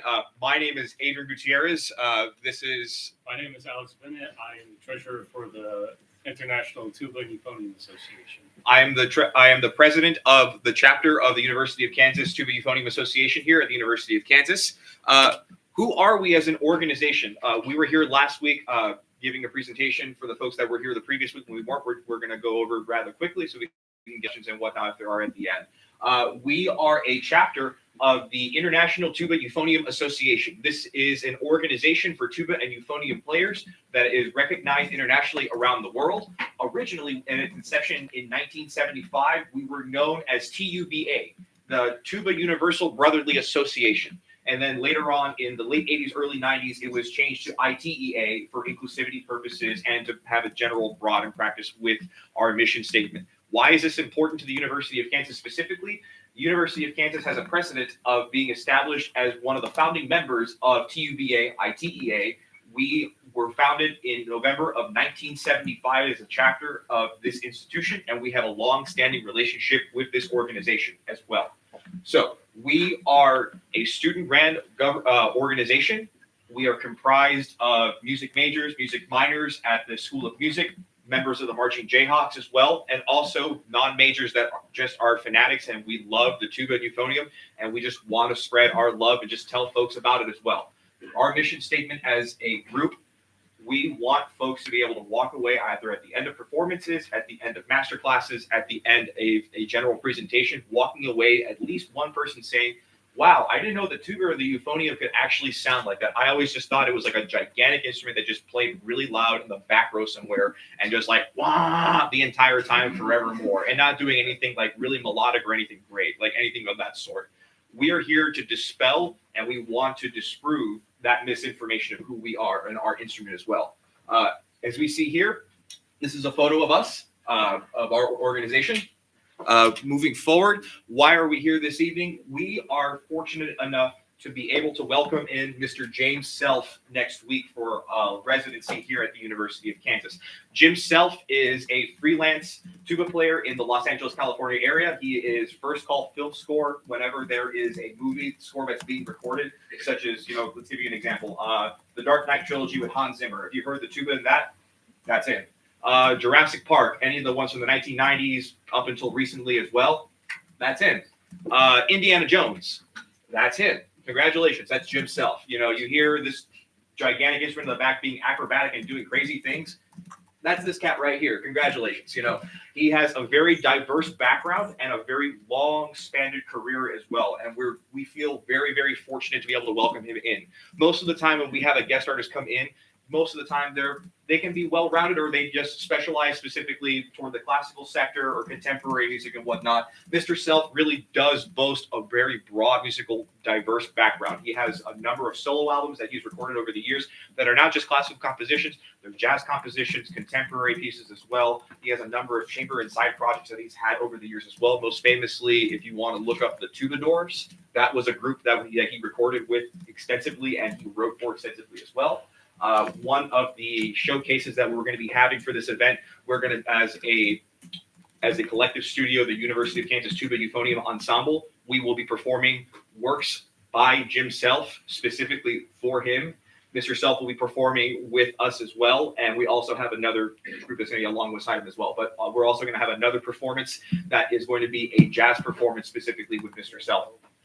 So, moving forward in the sake of time, if we go here to this slide, everything that I was just mentioning right now, these are all the events that Mr. Self will be doing during his residency here. They are free and open to the public, and we encourage each and every one of you to come. Please, you never know, you walk away from there and you just say, hey, that was really cool. I didn't know that. There you go. Now you're an advocate for tuba and euphonium going forward, and you didn't even realize it. Here you are saying, hey, that's really cool. Next time somebody does the tuba, why do you want to do that? Like, hey, man, I don't know. I went to a concert once at KU, and they were playing the end of Tchaik Symphony No. 4, and the euphonium players are just pressing their valves down so fast, it looked like a little bit of fire was coming out of at the end of their bell. It was like, going really intense and really fast. So, moving forward, why is Mr. Self's stay in residency here at KU so important for us, and why is it important for the institution? Number one, we welcome in someone who's been a lifelong member of our organization, ITEA, at the international level, and we're bringing him here to KU. Mr. Self has a long relationship with the University of Kansas as well. The Professor Emeritus Scott Watson, who just retired last year, who was the previous tuba euphonium professor since 1975, when the organization was founded, up until last year when he had retired. He is lifelong friends with Mr. Self as well. So being able to welcome Mr. Self back in at this point with a new leader at the helm of front of things, and at the School of Music where great things are happening, it's a wonderful opportunity for us, not only for the organization, our club, to welcome somebody in that can teach us a lot about our instrument, history, etc. Give a number of classes of what it means to be a musician in today's climate and how diverse and how you have to have a number of set of skills to be able to make things happen as well.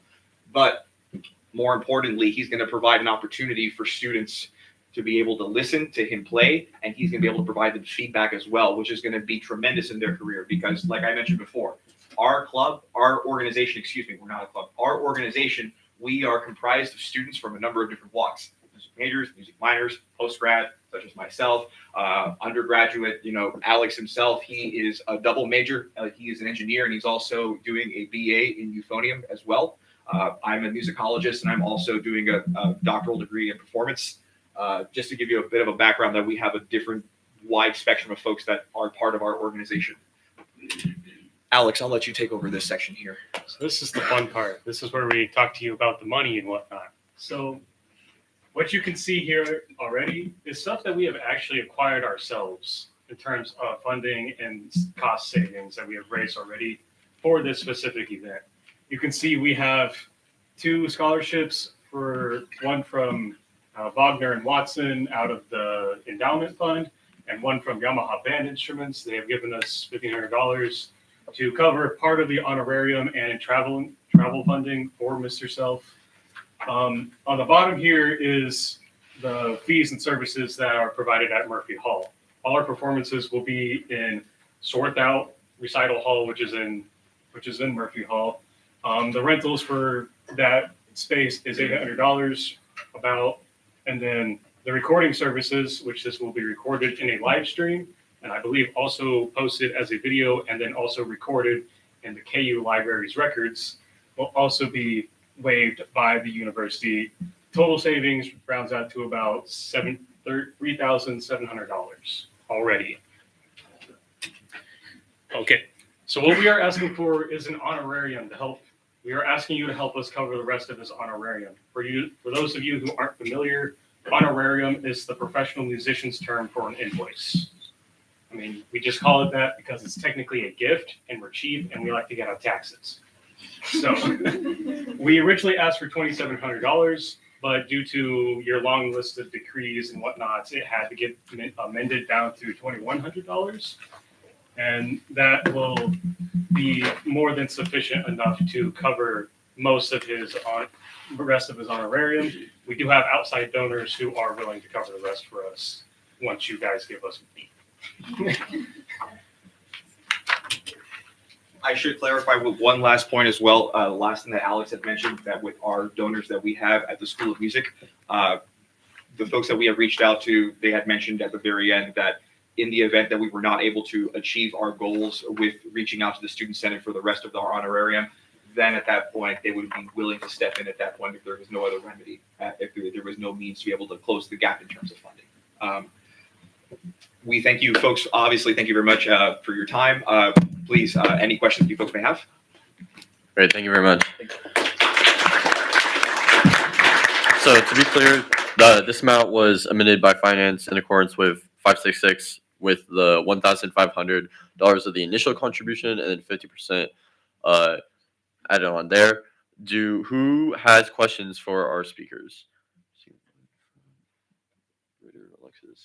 Okay, Nolan, you're up first. Please get a catch box. Can we get a catch box, please?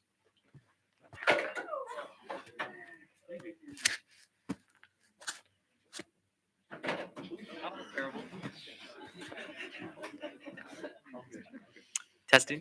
Oh yeah. All right.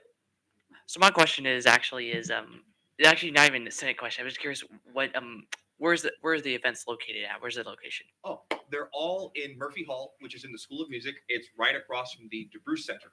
All the events, the master classes and presentations will be in Murphy 130, if I'm not mistaken. 130, 118, and I think 238 are the master class locations. And then all the performances will be in Swarthout Recital Hall as well, which is connected to Murphy Hall, the School of Music. If you wander around the building long enough, you'll find it. I mean, then how much are you? Hey, no follow-up questions until everyone who else was wanting a question has said them. Go, Valerie. Also, try to keep your answers brief. We're about to run out of time, so it seems that we still have like 3 more few questions. I'm looking for a motion to extend the little bits of debate. Okay, I recognize Tanya. What's your motion? Okay, I see a second from Jeff Brooker. Do I have unanimous consent for this? Any objections to extending question time by 2 minutes? Seeing no objections, time extended by 2 minutes. And then Valerie is, or not Valerie. Yeah, OP is also on for deck. So, next up is Alexis Dominic. Chair recognizes Alexis Dominic. Also, guys, please try to phrase your questions as like I would like to ask.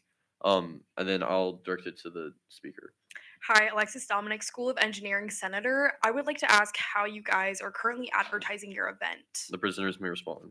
At the moment, currently, we have a social media presence who is ran by our chair member of social media. Her name is Josie Jones. We also have a flyer that we've made as well in compliance with the event. We've been posting on social media, posting it around campus, and also as well, by word of mouth as well.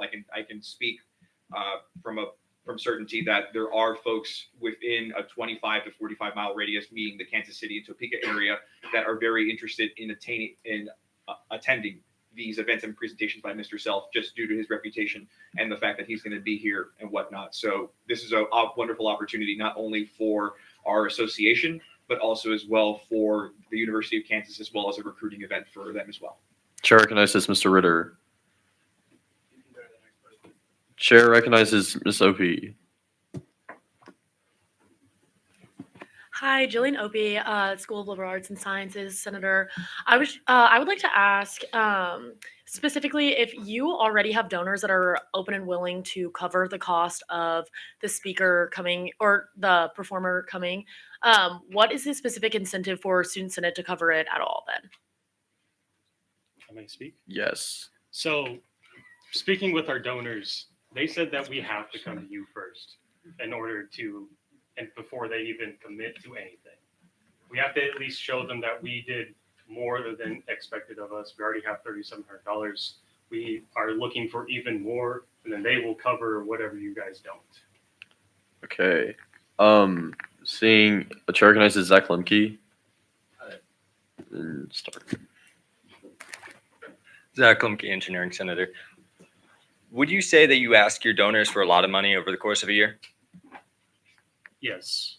Most of the time, especially in the past, they have been the ones that have covered the honorarium for past guest artists that we have had.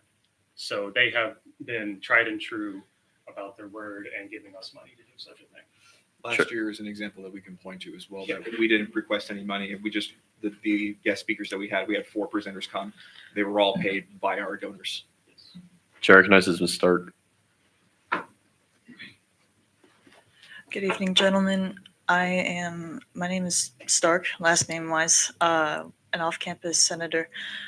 I would like to ask, so should you end up not getting the funding from Senate, would you be able to function as normal with this event? It would be very Respond. challenging. I mean, we would definitely have to bend over backwards and really, I guess, my language, prostrate ourselves in order to get this done. Great. Okay, that exceeds our time for questions. Looking for any motions on the floor. Chair recognizes Jeff Brooker. Motion to vote. Second from Cyrus Palmer. Poll is posted. Thank you very much, gentlemen. Thank you. Oh, what? Oh, okay. Sorry. I was just listening.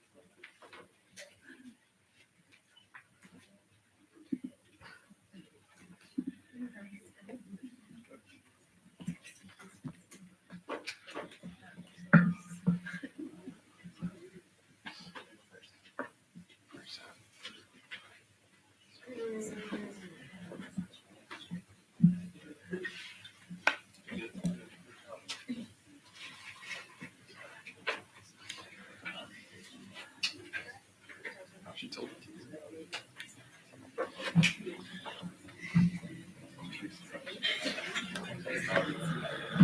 Order.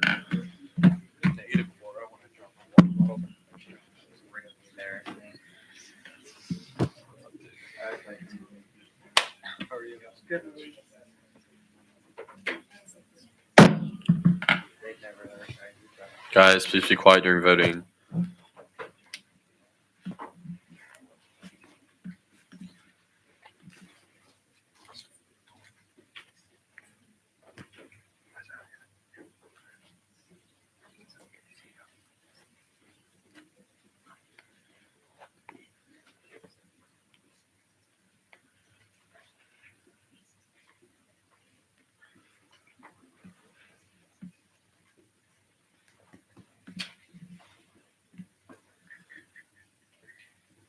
poll is closed. And with 27 approved, 21 opposed, 4 abstains, this bill to fund the two association passes. Thank you very much.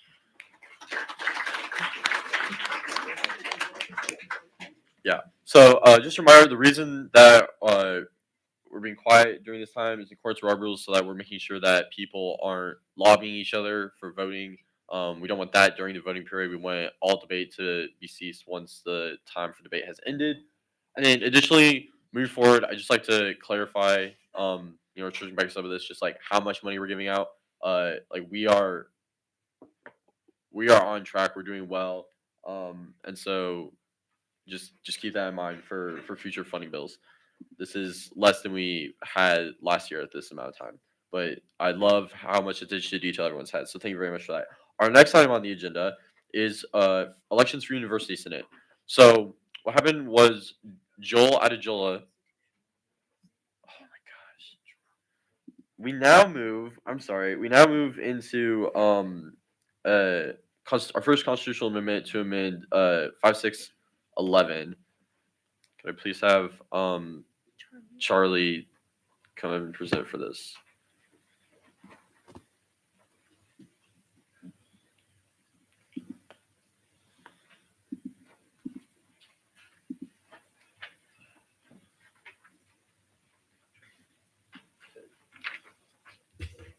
Hello, this is a bill to amend Title V, Article 6, Section 11 of the Constitution. This is really just to clarify that the Senate cannot fund funds for fundraisers. This is a rule that's been in place now for a long time, and we haven't approved any of these. This is just giving clarification on why we can't approve this. I'll just open it up to questions. Do we have any questions for our speaker to be clear something that we're just explicitly stating? I'm not seeing any questions. Do we have any speeches against? Not seeing any speeches. Do I have any motions from the floor? I see Chair recognizes Tanya Sin. Okay, motion vote. Second from Omar Robinson. Poll is live. 90 seconds. Too easy.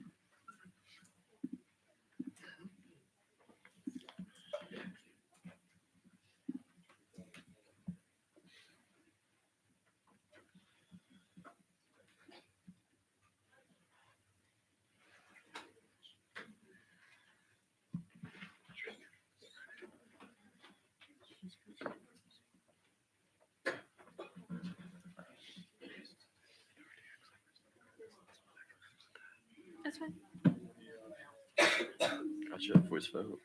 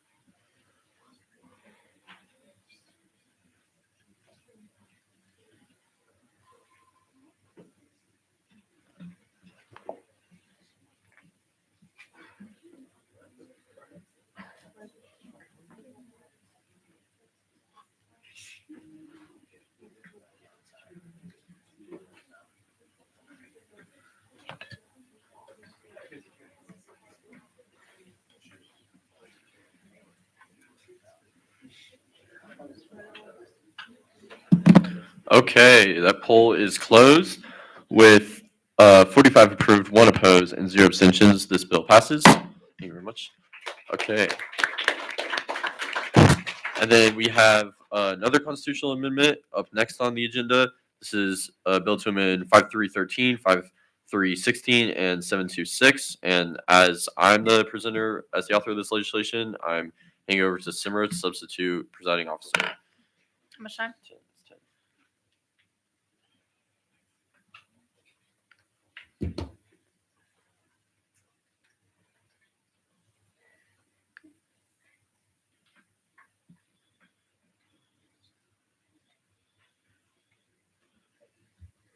Okay, so hello everyone. This build looks complex, but I promise you it's real simple. It'll be as easy as the last one. So basically, last year when we had our constitutional committee, we went and we tweaked some of the definitions for our CDF fund and for the Student Engagement Center. And we had general counsel look at these definitions because there was worry about some of the previous priorities of this fund. I remind you that CDF used to be back in the day DI fund, or the even before then social justice fund. And so with pressure from state laws and federal laws, we've had to realign these to not have discrimination and to comply with our own rules on open to all. And so really this is a bill about updating our constitution to not be discriminatory. So in constitutional committee, we had general counsel write some language that we thought would fly. And then we decided to try to keep some of the spirit of what these funds previously were for. And that then this year we would look, and if general counsel had a problem with it, or if there was some sort of other issue with it externally, then we would come and have a constitutional amendment for it. And so tonight here is that constitutional amendment to change some of these definitions.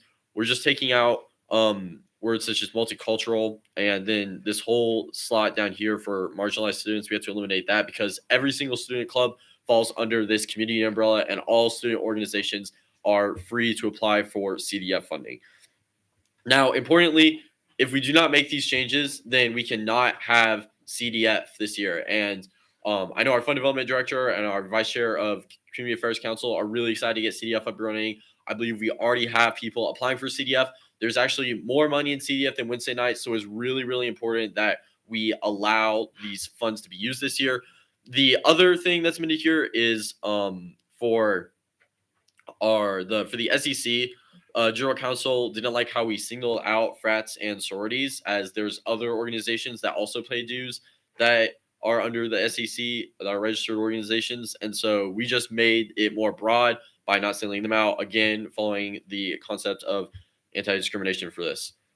And so I just want to reiterate again that if this legislation is not passed, then we cannot have CDF, and we would love to get CDF up and running even next cycle. And we've already elected, as you know, representatives CDF, and so this is just the last piece in the puzzle, really, to get CDF up and running. You'll have time for questions. Okay. Any questions for the speaker? Who's that in the back? Nolan. Oh, chair recognizes Nolan. Madam President. Presiding officer. What? Oh wait. What is your question? What is CDF? Speaker. Yes, so CDF is our community development fund.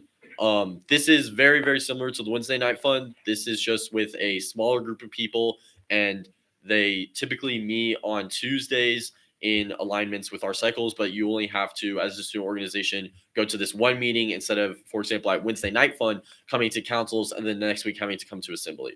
So it's a smaller group of people, and it's a bit easier for student organizations in terms of the presentation process for it. And it has representatives from each council. It's chaired by the vice chair of the Community Affairs Council, and the fund development director sits on this. This is the main body that the fund development director is allocating money towards. And then there's also representatives from the Student Engagement Center, through representatives from the Student Engagement Center that also sit on this fund board. Any other questions for speaker? What is your name? Nathaniel Page. Chair recognizes Nathaniel Page. Just curious, you were saying that if this is not passed, CDF would not be able to operate. Is that a legally binding decision, or is that an advisory decision? So I cannot cite a specific state law that is pushing us through this, but this is on general counsel, and so I guess technically advisors, but it's we still need to adhere to their recommendations here. Any other questions? Otherwise, Sean? there is concern. The general counsel has been going through other organizations on their websites and looking at language similar to this and getting on them. And so it's important for the university to cover ourselves on all bases. Sean? Thank you. I'd just like to ask if worst comes to worst and the Community Development Fund is not able to meet, what would happen to those funds? Would those just be frozen indefinitely, or would they be like reallocated into Wednesday night funding? Speaker may answer. Great. That's a fantastic question. So with all of our different funds, since they were allocated for this and it's coming out of the student fee and students voted on this, it has to be used for this purpose. So we couldn't, for example, pull CDF and pull that money into Wednesday night funding. It would just kind of be out in the ether as funds that we cannot distribute until we were able to make constitutional changes, maybe in a previous year or in a future year. Any other questions? Seeing no more questions, are there any speeches in negation? Is that a hand raised in the back? No. Okay, seeing no speeches, can we get a poll? Poll is posted. Gonna give it 90 seconds. Oh, my bad. Can I get a motion to vote? Motion by Tanya, second by Cece. Poll is posted.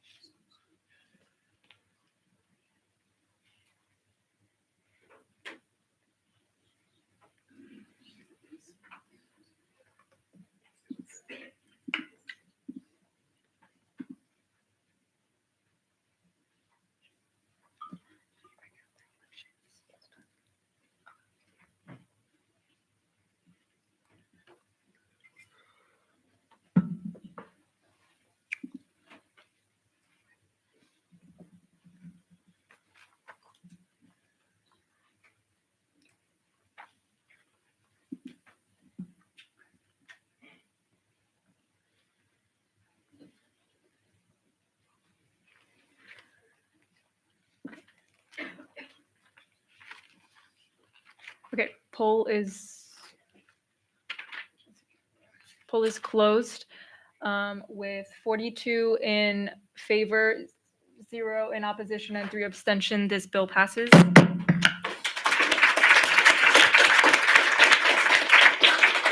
I will now give the chair over to Robert.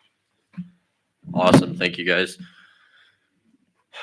Okay, so now we're moving into the next on our agenda for university senators. What happened is one of our members of University Senate, Joel Adejola, has resigned from University Senate and Student Senate in all positions. And so this has opened up a seat for University Senate, but also a seat on Senex, which is why the agenda for Senex looks the same as last week. So don't worry about that. Casey Soper still has his seat in Senex. This is a new position. The current members of University Senate are Alexis Dominic, Ivana Dominic, Zachary Dreer, Kay Eckert, Mia Keen, Sean Lawson, Alice Montalone, Alice Murgamura, Jillian Opie, Jack Ritter, Angela Rivera, Sasha Sharman, Casey Soper, Ivana Stark, Henry Whalen, and Nolan Young. Henry Whalen as the Vice President of Student Senate. So if someone else, this can be anyone you would like to be in University Senate, any member of Student Senate, regardless of branch, could be nominated on University Senate. And may I remind you that you can also nominate yourself. I'm now looking for any nominations for wait, I'm actually not. I lied. Let me talk about what University Senate is for a second. University Senate, they meet. I'm not using this anymore. Oops. Thursdays at 3:15 still. Yes, Thursdays at 3:15. This is an online meeting. These last roughly like hour and a half, you're gonna have someone come similar to how we do, a person in university administration typically. I've had people like Barbara Bickelmeyer and Travis Goff come and talk to us.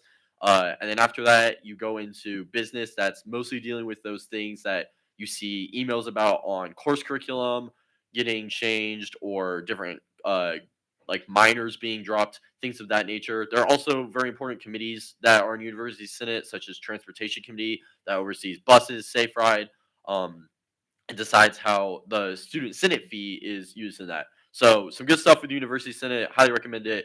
Do we now have any nominations for University Senate? Chair recognizes Ivana Stark. Ivana Stark, my bad. Miss Stark. Esperanza, do you accept?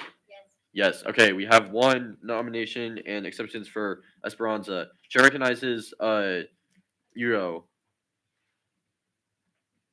I nominate myself. Okay, great. Do we have and we have a second from Aiden on that? That's great. Seconds are not required, but are you're for this. I think we had a hand over here first. Okay. She recognizes Kate Ecker, Internal Affairs Director. Josie Hoshaw, do you accept? Okay, great.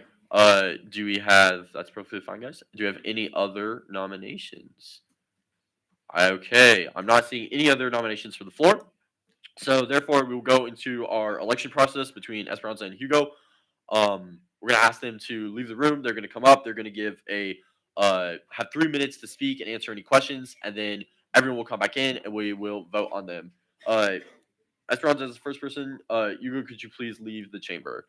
Esperanza, please come up to speak. And especially with elections, let's really try to focus on having our questions being directed to the chair so that we're not having any potential of violating decorum by asking fellow senators or any like mean things. Okay, ready when you are. Hi everyone. I believe I presented myself 3 weeks ago. My name is Esperanza. I am a new senator here for representing the College of Liberal Arts and Sciences and the Upper College of Liberal Arts and Sciences as a senior. But I'm like technically a junior because I'm only graduating 2027. So, anyways, I have been recently involved with Senate. I was not able to get involved in the last year or so because I am a transfer student from a community college, and I was involved in other departments from campus, such as the University Honors Program, Global Scholars, McNair Scholars. Recently, I'm involved with the Millennial Fellowship from the United Nations, and let's see what else. Also, I am doing side research, and this weekend I was at a conference for a research in environmental science. I believe that my presence at University Senate will be a significant step towards my career in political science and history, because I intend to follow that path and maybe become a politician later in life. I want to provide significant change in my society. I don't want to be a useless politician that has their position for over 40 years and doesn't do nothing in their lives. So I want to learn right now in my undergraduate life, how am I able to help others? I believe I'm too empathetic with people, and that's a little bit of a flaw.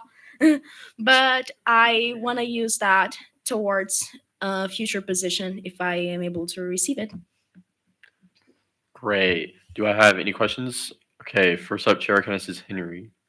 Are you free on Thursdays 3:30 to 5? Yes. Okay. I have choir 5:30, so I'm free. Great question. Do we have any other questions? Okay. Thank you very much. Esperanza, please exit the chamber and get Hugo.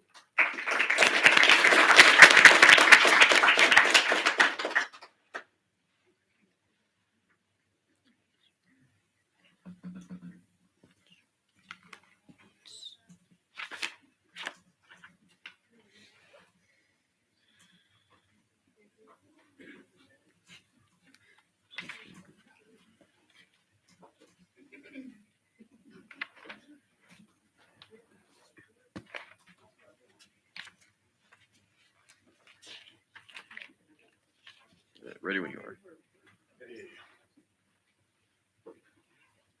Hello. You know, it's much harder being up here when you have to run in an election. But, I may as well get started. My name's Hugo, and why should you vote for me instead of the other guy? Well, I happen to be majoring in a lot of things, and I also happen to be in a lot of clubs. I talk to lots of students every day here in KU, and I hear their concerns. Some of the biggest concerns I hear are about academic programs, about how sometimes you have to take a class that you really don't need to for some of your majors, but you're forced to because the degree requires you to do so. For me, that class is chemistry. I do not like chemistry, but to be a physicist, you need to take chemistry. One main thing I would say I have an edge over my opponent in is because I hate sleep, because I hate having a personal life. I hear so many voices and so many complaints, and I think I would be best fit to fight for the regular person like myself. Thank you.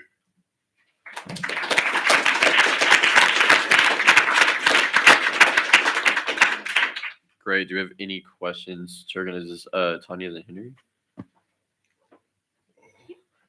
I would like to ask, to elaborate on your point about academic programs, how does the speaker plan on using this position, University Senate, to address issues with academic programs that may exist? Speaker may answer. Well, I will try my hardest and I will do my absolute best to lobby Student Senate. The Senate, the program I'm applying for. I'll try my hardest to lobby them to please change some requirements. I'll talk to as many people as I possibly can.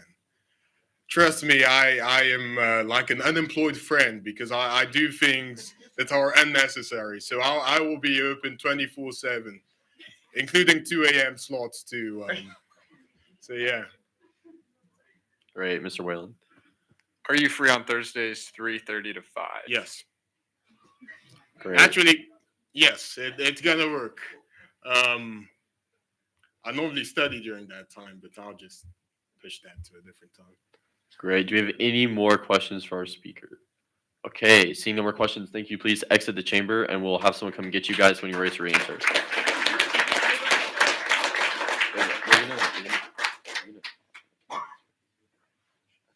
That's how we usually do it. Yeah. Okay, so traditionally when we have elections for legislative branch, then after the candidates give their speeches, we have kind of stand at ease and have not stand at ease. But we have opportunity for some less formal discussion. It's like tradition of suspending rules kind of on our discussion so that everyone just goes and kind of says what they anything about the candidates. So we'll have 3 minutes for this. Please keep your comments respectful. And then note for future reference, we're doing. Actually, we'll do that later. Actually, okay. So first, everyone raise your hands who has comments, please.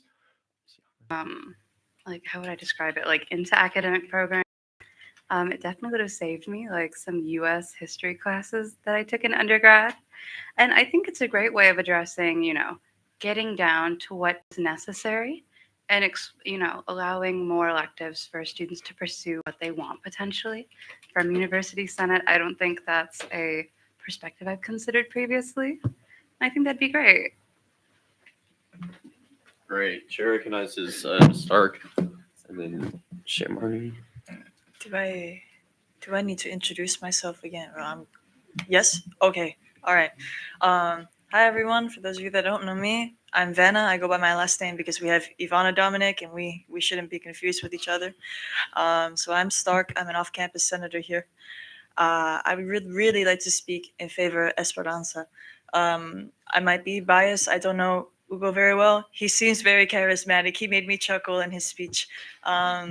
Esperanza has a drive that I have not seen in anybody for a very long time. And she asks questions that even I don't think to. And I've been in Senate this is my third year. And she cares so much. She looks into things if she doesn't know about it.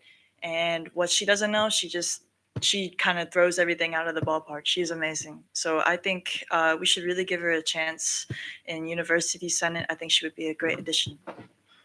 Great. Chair recognizes Ms. Marnie.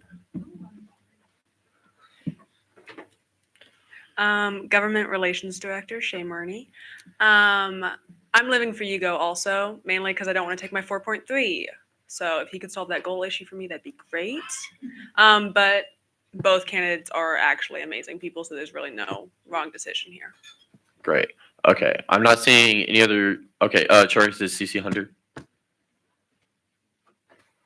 Hi there, Cece Hunter, Associate Senator for the Community Affairs Council. I wanted to make the point that being charismatic does not make you an active participant in student governance. Being charismatic does not necessarily make you someone who is for the people. And I think that within a position like the one that we are currently having an election for, it is important to consider the two people who did speak and their drive. And while I do not know either of them personally, I do feel very confident in that I can speak for Esperanza's drive and her ability to not only be an active participant within Senate, but also to put all of her all, so to say, into it. And I think that that is something that is important because I don't know how many of you are paying attention to the legislation, specifically over curriculum and majors and degrees and minors that are being turned out in that regard. But I think that Esperanza is, and I think that our other candidate may not be. And I think that that is something that is important within our decision-making process. Great. Okay, that elapses all our time for discussion. That was really good discussion this time, guys. Great job. With that, we're looking for a chair candidate, Jeff Brooker.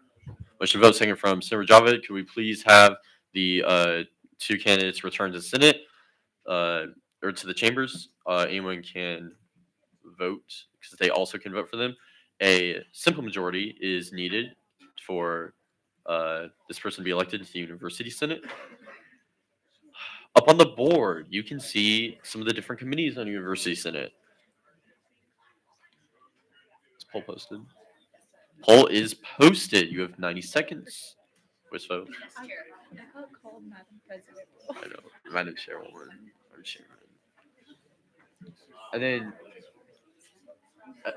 one second. Esperanza and Hugo, you guys can both vote in this as well. Just to be clear. Yeah. What? Yes. Hey guys, order. Let's be quiet during voting, please, our candidates. Unless you're doing a voice vote.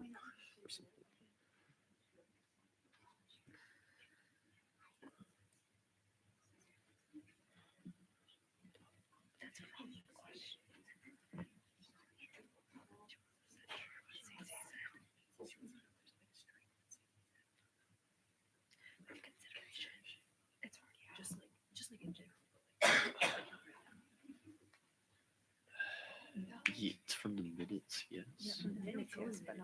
Yes.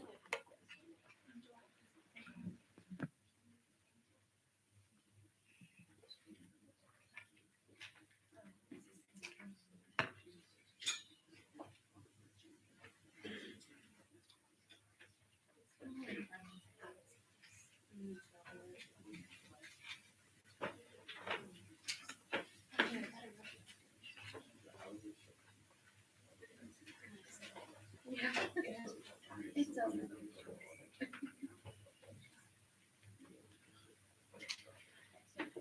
Yeah.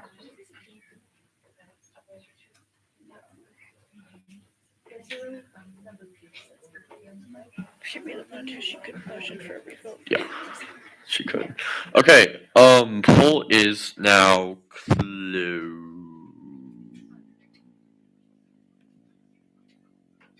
Okay, poll's now closed. With a vote of a simple majority has been reached, please join me in welcoming Esperanza into University Senate.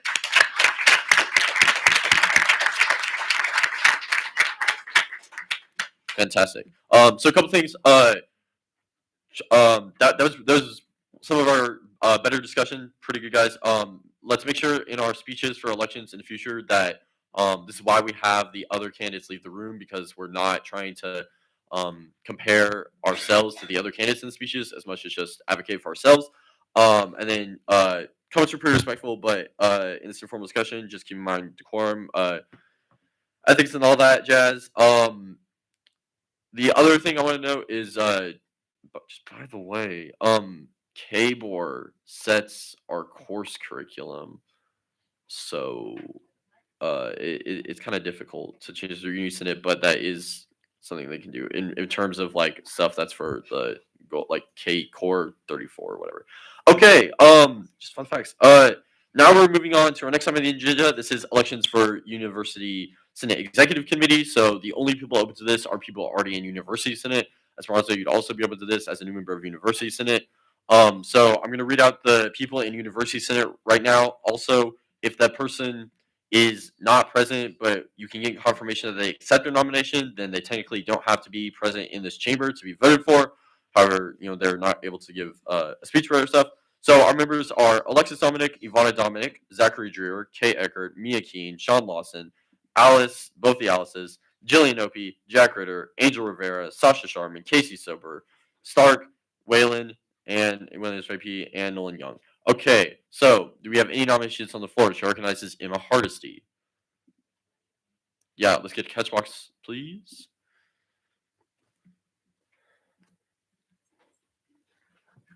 I nominate Sean Lawson. Sean, do you accept? I do, yes. Great. Nomination for. Yes. To be clear,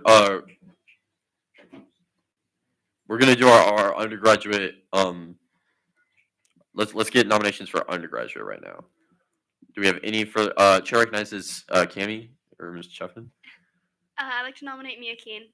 Mia, do you accept? I do. Great. Okay. Do we have any other nominations on the floor? Okay. So seeing no other nominations on the floor, our two candidates are Sean Lawson and Mia Keene.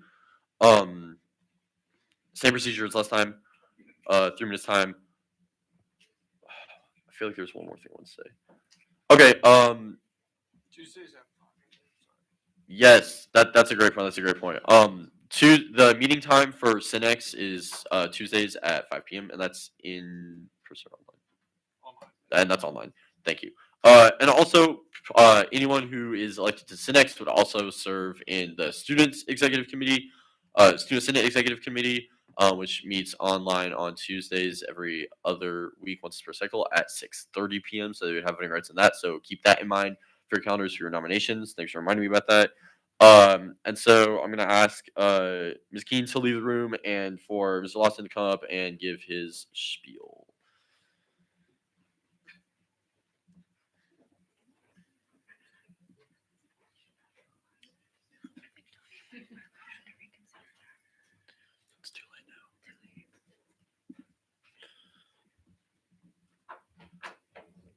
All right, are we ready? Yeah, everyone good? All right. Hello, everybody. My name's Sean Lawson, currently serving as Vice Chair of the Finance Council, as well as a Student Senator for the College of Liberal Arts and Sciences Junior and Senior Division. I do have one distinction here that Mia does not. Unfortunately, she's also an exceptionally qualified person, so I'm not going to be offended at all if she gets the position. However, I did have this position last year as well. She did not. And in this position, we were able to have a number of different discussions in the University Senate Executive Committee, as well as the Student Senate Executive Committee. I don't know if Robert mentioned, but this also comes with a Student Senate Executive vote as well. Nobody actually knew this until last year, but I read through the Constitution and it said I did. So I just showed up at one of these meetings. They were like, you can't be here. And I said, I can. I was right. They weren't. But one really important discussion we had last year in University Senate was surrounding the Gateway District. I think that was the most important thing that we did last year, inquiring to where these funds are being sent. The Gateway District, when it was originally announced, said that they'd be sending out updates every month. It would be readily available. This information was not readily available at all. They did not give updates regularly, and we were able to send a letter of inquiry to the chief of staff of the university as to where these funds were going, how the progress was going, to make sure that everybody was having their interests served here, not just students, but also staff and faculty. So I'd be bringing experience to this role, as I've already been on it for a year, and I would be very happy to have your vote. Thank you. Great. Any stay up for questions, please? We have a little bit more time. And hands for questions. Hands for questions. Okay. On seeing no questions, please leave chamber and get Mia Keene.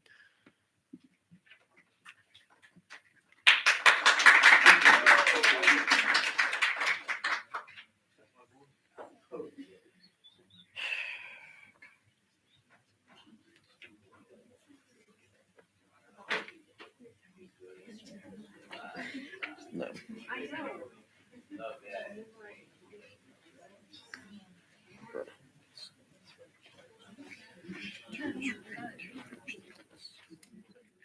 3 minutes when ready when you are. I'll start it. Thanks. Hi, everybody. My name is Mia Keen, and I'm a double major in political science and mathematics with minors in French and vocal performance. I've been a member of Senate. This is my second year now. Last year, I was a community senator in the Community Affairs Council representing Student Veterans of America. Now I am glad to be the vice chair of that same council. Thank you all to my community affairs people out there. Love you guys. And a little bit about me and what I've been doing in Senate. Last year, I was just really gung-ho, ready to get involved in whatever possible. And this year, I'm coming back with a lot of that same energy. I'm looking for a little bit more leadership experience in Senate, especially since I'm hoping to reprise that same role somewhere on exec next year. Big aspirations there. But to me, it's really important kind of learning the background of Senate, how everything works. I have a marked up file of the Constitution on my computer that I read, in depth. And I'm planning to do the same with all of our Senate rules and regulations, the budget code, all of that good stuff, just because it's really important to me to really understand how everything works so I can do the best for students, for my constituency, for everybody in the room, and not. So that's a little bit about me. Actually, why I got into Senate, I wanted to tell you, if anyone was around 3 or 4 years ago, or 2 or 3 years ago, I actually put together a little petition that was anti the dining dollars and the fact that the university keeps those. So if you saw that anywhere, that was my big thing. And then I met with legal about it, and they recommended that I join Student Senate. So that's how I got into this process. And while my knowledge is a little bit more institutionalized right now, I will never forget that fighting spirit that I had as a freshman student, just wanting my money to go to the best places it possibly could. So yeah, I hope to have that same spirit on University Senate, Senex, exec, all that good stuff. So any questions? We're looking for questions. Seeing hands for recognize internal affairs director and then community affairs director. Internal affairs director is recognized. Oh, I did. Oh man, I thought I said 2 minutes. Okay, our community affairs chair is recognized.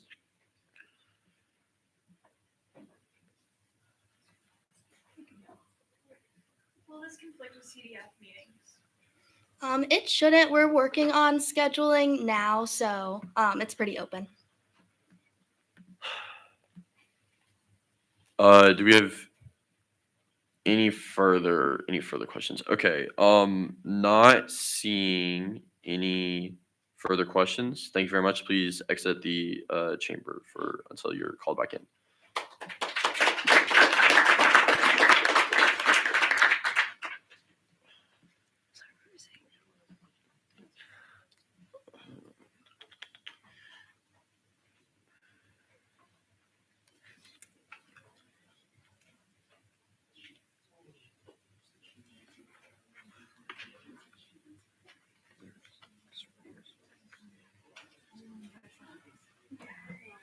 reason why I'm entertaining this is because you have to do a comment about censoring it possibly during the voting process. That's not like by what? The only reason why I'm entertaining this is because Tanya did come after.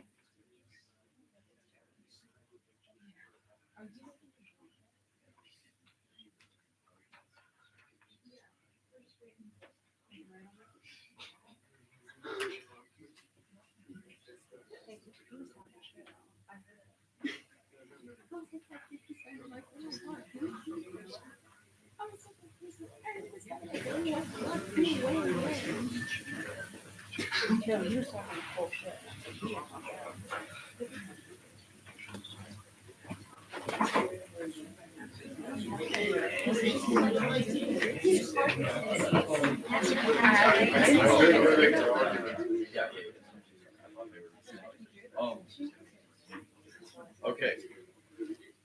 Okay, so. Cute. Okay, so now looking for informal discussion. Please, anyone raise your hands for discussion. We've got Hedge. Any others people want to talk? Okay, OP and our chairs. Okay, so. People I've ever had the opportunity to work with. He is honestly one of the most opinionated, but also just hilariously awesome people I've ever been around. I really do think that he would carry this role with the poise that he did last year, but also carry it with his strikingly strong opinions and the ability that he has to just share his opinions so eloquently in a room that he has absolutely no idea who he's offended, who he's offending, or who he's talking about. And genuinely, I think that again, like because he's held this role before, and also his drive and passion for this role, is why I just see no other vote but him. Yeah, it's just okay. Chair recognizes finance chair.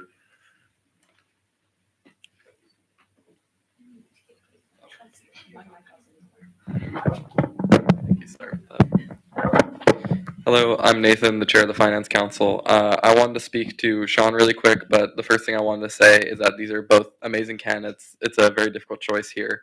But the thing I wanted to say about Sean is that Sean consistently goes above and beyond any and all expectations. I see this with his role as the vice chair of the Finance Council.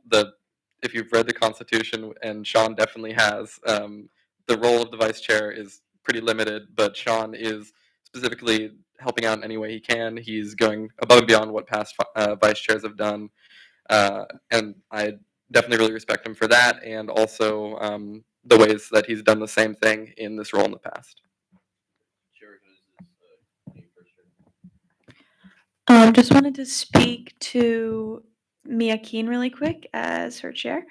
Mia is a great addition as our vice chair of Community Affairs Council. She was also amazing as the Community Center for Student Veterans of America last year.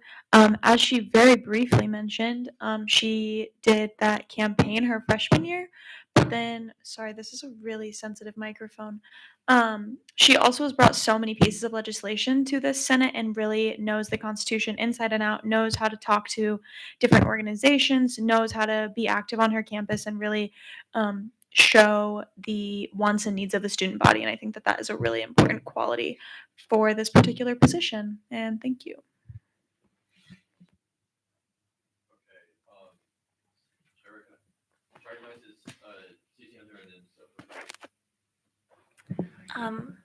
Thank you. I just wanted to say that I think Mia is an excellent advocate, not only for Senate, but also for the community and the work that she has done both for our student body, but also people within our community. And I think that that is a valuable piece of work that could be used for this position. Okay, and then chair recognizes Soper, and then Stark. It doesn't sound like she needs it, but I was just gonna say I also support Mia Keen. She is the best of us. She's never delivered anything but her honest and informed opinion, and that's all we can do. And I think she has been nothing but valuable to us. I'm really proud of the way she represents us, so I think giving her a higher position to continue representing the student body, because of how engaged she chooses to be, I think she's definitely an excellent choice. Great. And then, sorry, who are you speaking on? Okay. So we are like incredibly close to our time. So without any motions to extend debate or discussion, I'm gonna chair recognizes Mia Keen, or I mean chair recognizes Ms. McNally. Okay. We have a second from Ms. Chapman. All in favor of extending time, say yes. All opposed, say no. Okay. The yeses have it. Yeah, that's based. Okay. So yes. Chair recognizes Stark. I agree with Soper. She really does not need it, but she definitely deserves a praise. So she is so incredibly resourceful. Every time I've talked to her, she knows everything by the book, like the back of her hand. Just as she knows this campus, just as she knows the community. I think she's a great addition just because of how resourceful she is and how willing she is to help the people around her. That's all I really have to say. Great. Okay. Do we chair recognizes Jeff Parker? Great. Okay. Second from Tanya. Andrew, if you could bring the candidates back in. And the poll for this is posted. Poll is live. Please choose between our candidates. This is also simple majority. And our two candidates are also free to vote for themselves. So how do you spell your last name? M-O-T-E-I.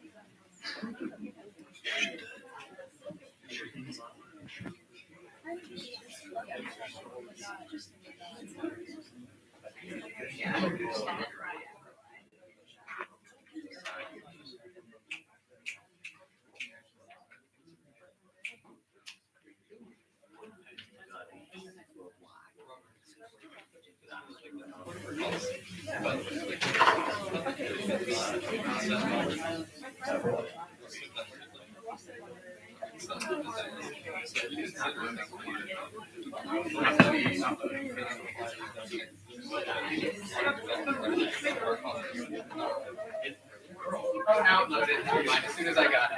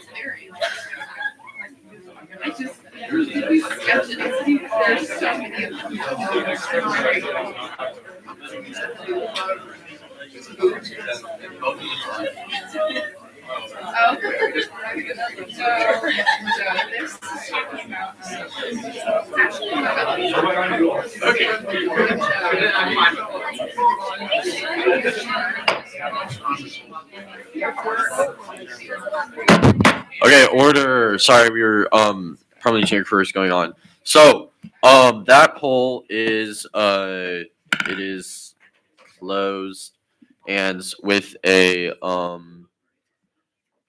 simple majority, please join me in welcoming Mia Keen to sit next.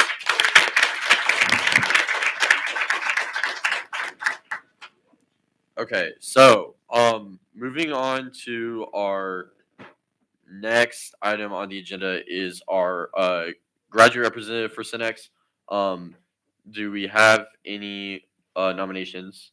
Chair against is Angel Rivera. Yeah. I nominate Tanya Singh. Tanya, do you accept? Okay, great. Do we have any second from CC Hunter? Do we have any other nominations? Do we have any other nominations? Great. Wait. Is Tanya on? Hey, I think this list is inaccurate. You're uni Senate, right, Tanya? Yeah. Okay. This list is accurate. It's in joint Senate. Someone check joint to confirm with me. Yeah, and it's in the joint minutes. Okay, so there's an error on this website. I can confirm from you can all look in the minutes from joint assembly last year, or technically this year, that Tanya and Angel were both elected as our graduate representatives. So yeah, she's good to be on Synex, even though I didn't include her in the list on the University Senate website. So with no other nominations, then Tanya is our new member. Great.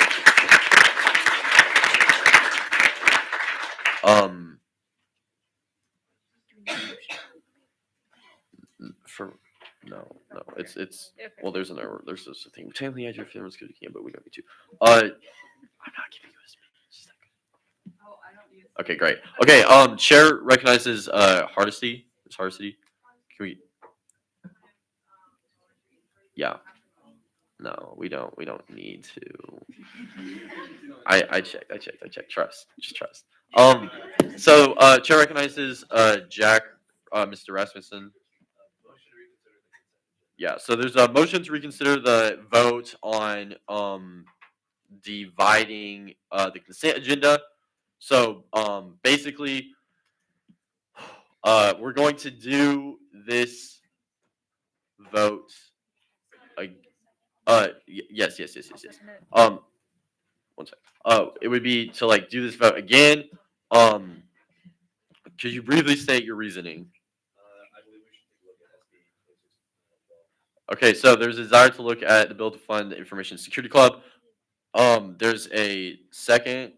Is there a second from Simra Javed? So for motion to reconsider, also like it has to be before we adjourn for these votes, it has to be someone who voted on the prevailing side, and we've checked the voting record. Jack did vote on the side to not divide up the consent agenda. This is not used a lot. There's a lot of rules on this. Call a point of order if you think there's a point of order. This is the first time I can think that we've done this in full assembly for a while.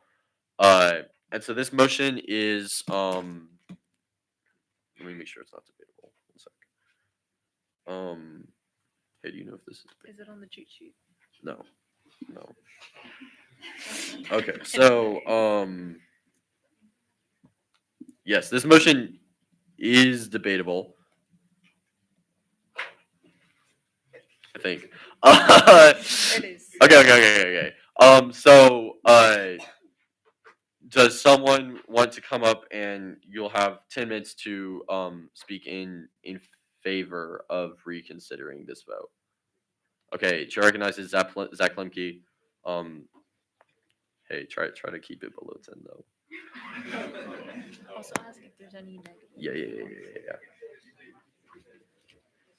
Good evening, everyone. I know it's kind of annoying to go back over these things, but I think we should take an extra look at Senate Bill 2026-012, which is the bill to fund the Information Security Club.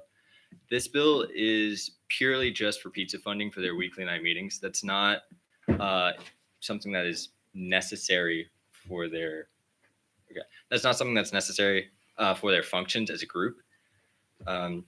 We don't even provide ourselves the luxury of pizza funding in this room because we know that it's an unreasonable expenditure to try and get people to come into these meetings. People go to these meetings because they want to be a part of these groups, right? A couple slices of pizza really isn't going to change that. And it is a very hefty bill when it comes to the amount of money that they're asking for. It sets a bad precedent for multiple other groups to come in and ask for similar amounts of funding. Had it just been like one large meeting that they were doing to try and generate interest with new students, I'd be okay with that. But this is just for every single meeting until February 11th. They may also come in and ask for more funding after February 11th. I think that's a very reasonable possibility to happen. So for all of those reasons, I think we should really reconsider this bill. It's 5%. So oh yeah, no. So yeah, they wouldn't. Call it or. So by the way, point of information. Can you just ask for information? Can you ask for point of information, please, to me? Yes. Yeah. This is Yeah. this is Point of information. What is the policy for funding, for food funding going into next semester? Yes, thank you so much. So, per our constitution, per the funding regulations, food funding is $500 per academic year, and so this, like since they have events, and everything, then or either way you cut it, it doesn't matter. So yeah, thank you.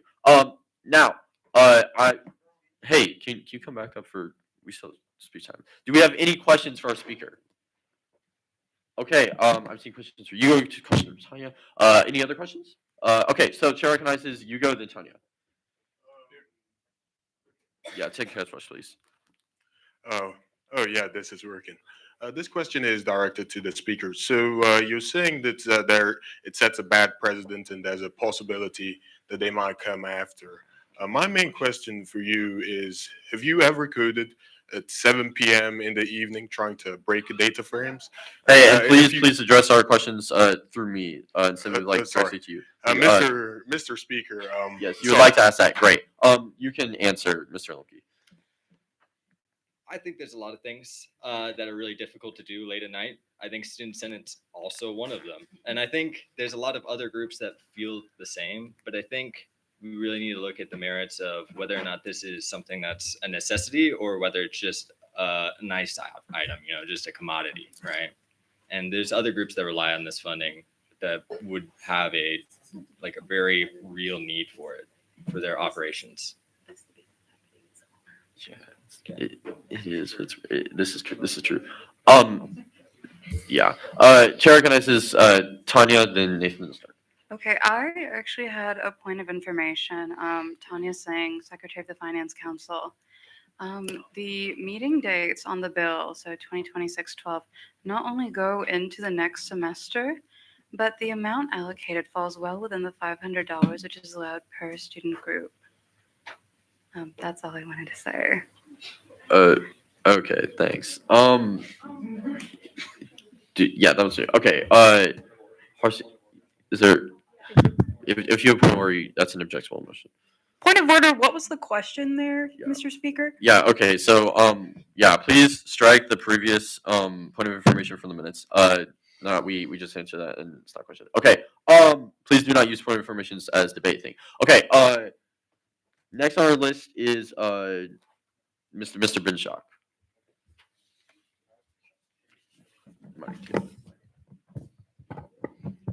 I had a question regarding the precedent that was mentioned by the speaker. So, as it's been pointed out already, there's a $500 food limit per student organization per academic year. My question is that the precedent, or what should we view as as the precedent? Is it what is in our Constitution, or is it not this much pizza? I guess that's just not clear to me. Oh, I can answer. Okay. I think the precedent is that we should be using this kind of funding to help student groups that are in a situation where it would actually largely impact their operations. Without the pizza funding for this group, they would still exist. They'd probably still do the same goals that they normally do. So I think the precedent should be to make sure funding is being used for groups that have operational costs. Okay, great. And then expanding on the point of information from Ms. Javed earlier, there is this policy is 569. Under 569, there is an exemption. The treasurer has the power to, in the funding application, approve this even if it is over 500. If they, at their discretion, if they think it's more than that. On those we've got next, CC and then Brooker. Chair recognizes CC Hunter.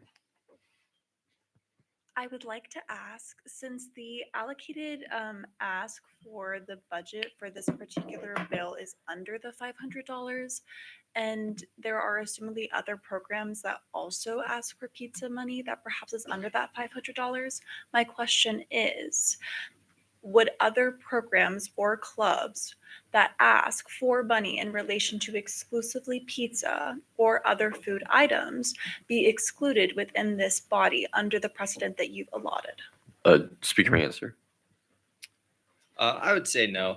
The biggest reason why I say that is because for a lot of these groups, they're only asking for about 1 or 2 days, right? It's for a larger event that's meant to draw in new members instead of having the same 30 or so members over and over, just having that pizza funding. It's the idea of getting people introduced to an idea that they would not normally consider. Okay, Jeff Brooker, then Josie, and then if there's no other questions, then people can ask follow-up questions.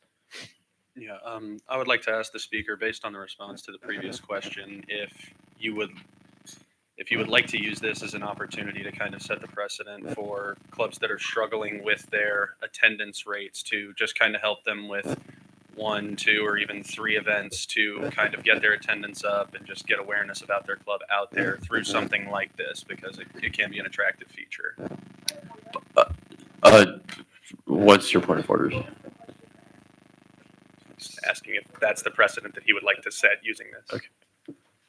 Thank you. Point of order not sustained, but thank you. Also, can we get someone personal privilege to go and check on the building managers for that sound? Thank you. Speaker may answer. Yeah, I would love to set a precedent for groups that have falling attendance to be able to have events like that would generate new interest in their groups. I think the issue with that is I would just need to see some sort of evidence that there is a really large declining amount of attendees to these events. Just over just meetings over like five meetings would be enough for me to be able to really tell if this is a legitimate need or not. And then Chair recognizes Ms. Hosha. How many members are in this organization? And because I can see that they're buying 4 or 5 pizzas every time. Do they have enough members that they can crowdsource for their own pizza money?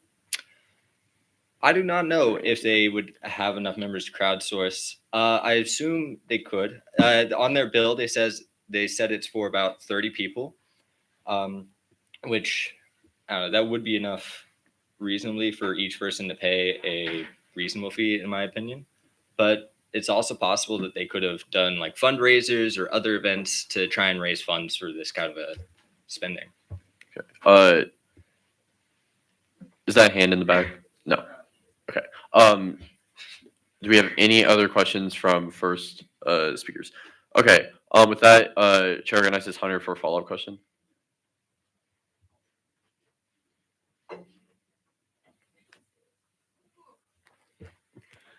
I would like to ask if there was a speaker for this particular bill, and if there was, if these concerns were already alleviated at that time.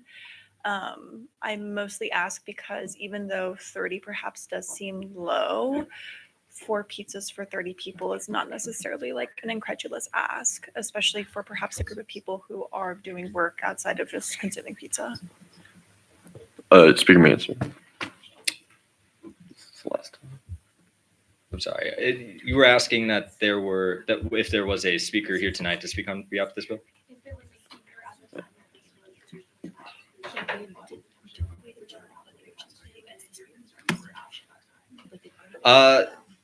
There was a speaker, and I had not thought fully about the full ramifications. It takes a second for me to really be able to understand. And in that council meeting where it was discussed, it was discussed in probably the span of about 3 minutes. So it was very quickly decided upon to move it forward. Okay, there's no time for further questions.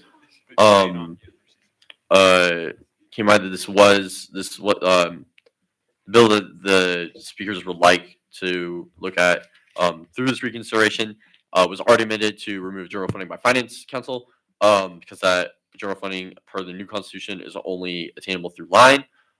We also so thankfully have, I believe, the presenters of the original bill here with us. No, we don't. Okay, I lied. They left. That I know. I thought they. Okay. Anyway, so keep in mind that they would not be here to speak on this. I've told people that they can leave once their bill is approved. We usually don't have this procedure. And then finally, we're gonna look for motions in a couple seconds. But a lot of this debate, which I understand totally, was about the bill to fund the Information Security Club. But please keep in mind that a vote to reconsider is to reconsider the vote on dividing the consent agenda. So a vote in favor would mean that we need to go through the consent agenda. Yes. Okay. So Chair recognizes Hunter. What's your? Do it. Yeah.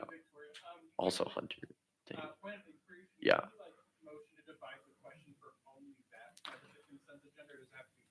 So we would have, after the motion to reconsider, assuming that passes, then we could divide it into all the consent legislation except for this one bill that we want to look at. I do believe that is in order. Okay, do we have any other parliamentary inquiries? Okay, I'm not seeing any inquiries. Do we have any speeches in negation? I'm seeing a speech from, whoa, big speech order. Okay, speech from Ben Stock. Reminder that we alternate our speeches, so there'll be a negative speech, then positive speech, and we have to end on a negative speech before we can, it's in order for there to be a motion to vote. So we're now going to recognize Mr. Ben Stock for 10 minutes.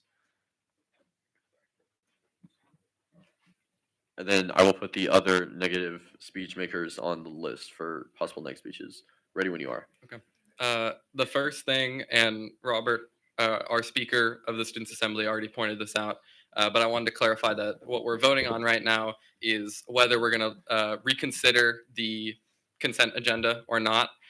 So this is what I'm going to be focusing my speech on. There's a lot of reasons why this is a bad idea, and reasons why reconsidering this, even just this bill, is a bad idea. The first and the biggest reason I want you to all consider, they are not here. This student organization is not here. The communication that we give out is and this is in the Constitution, if a bill is under $500, it can be listed on the consent agenda, and that can all be approved with one vote without objections, right? That implies, we don't communicate to them, don't show up if you're on the consent agenda, but that means that there's a lower level of scrutiny, a lower expectation for this lower amount of funding.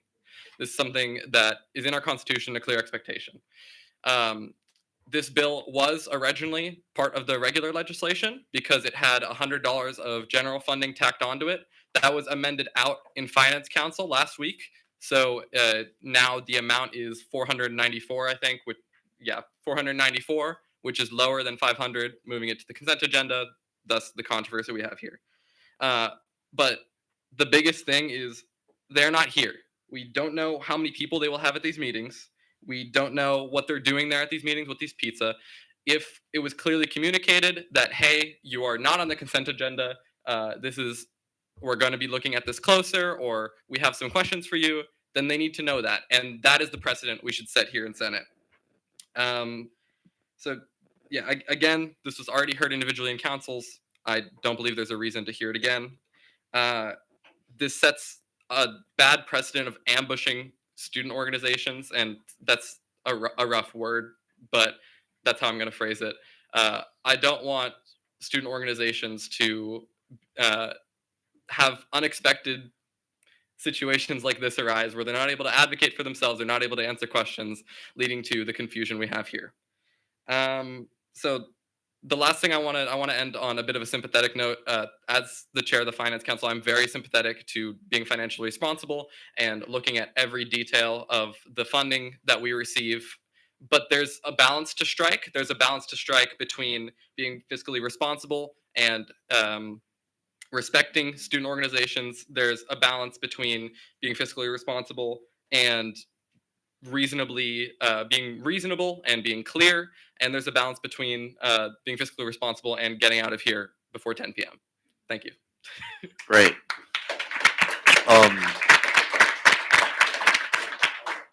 Do we have hands for? Can I say one last thing before questions? Sorry. I will say I personally don't want more speeches in negation. So like if you wanted to give one, maybe a question could be phrased in a way. But it's a question. It's a question. So on our list of questions, Sahaj, do we have any other questions? Okay, Chair recognizes Sahaj. Mr. Palmer. Could this bill be amended so that we only fund part of it and then ask the organization to come back like next week? Speaker may answer. Okay. I will clarify. We are not talking about this bill right now. The motion that is being heard right now is whether we should reconsider looking at the consent agenda. So once that passes, then we could amend it. But okay. I just spoke against that. Yeah, that's my bad. Okay. Chair recognizes Ms. McNally. Yeah. So what's the difference between us reconsidering a piece of legislation here without people to present on it and us pulling something off of the consent legislation agenda without people to present on it, or any time that we get legislation that doesn't have presenters? Yeah. I would say the difference is the word precedent's being thrown around a lot, but I will use it again. Kind of the precedent and expectations around it. There are a set of expectations around the consent agenda and how that may be viewed. And this is something that we probably need to have a broader conversation on. But I just don't think this is something that should be brought up later in the meeting to be reconsidered when who knows if they were here earlier. I don't know. But I think this is getting kind of close to, like I said earlier, ambushing the student organization. Chair recognizes Victoria Hunter.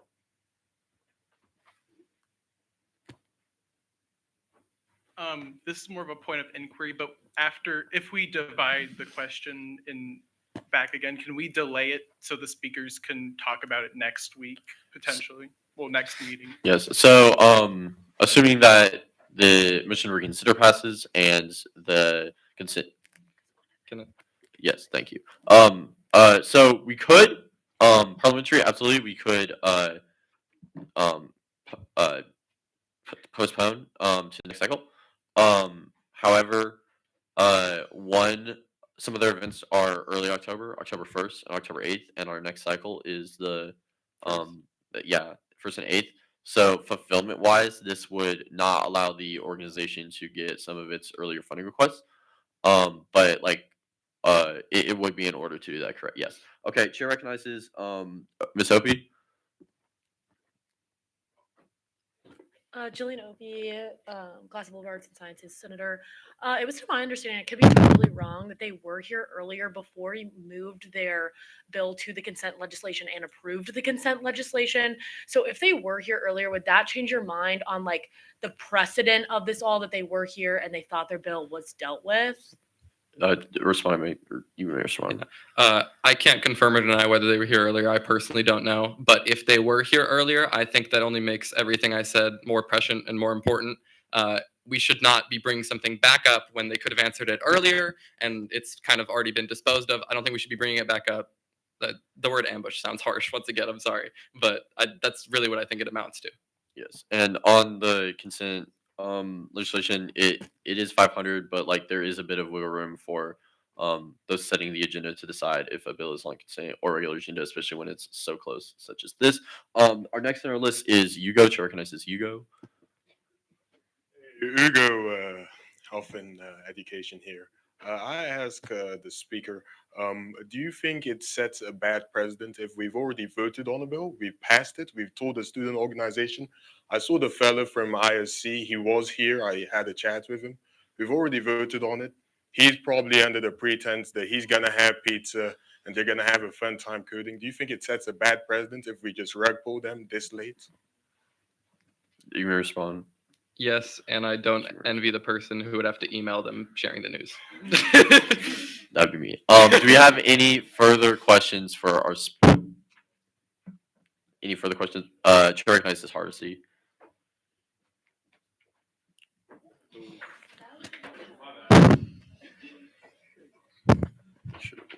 Hi, I was just going to ask the speaker, considering if we were to, actually it's kind of similar to the previous question, but just considering Student Senate's past issues with transparency, I was just wondering if you could speak to that in terms of this situation, and if we were to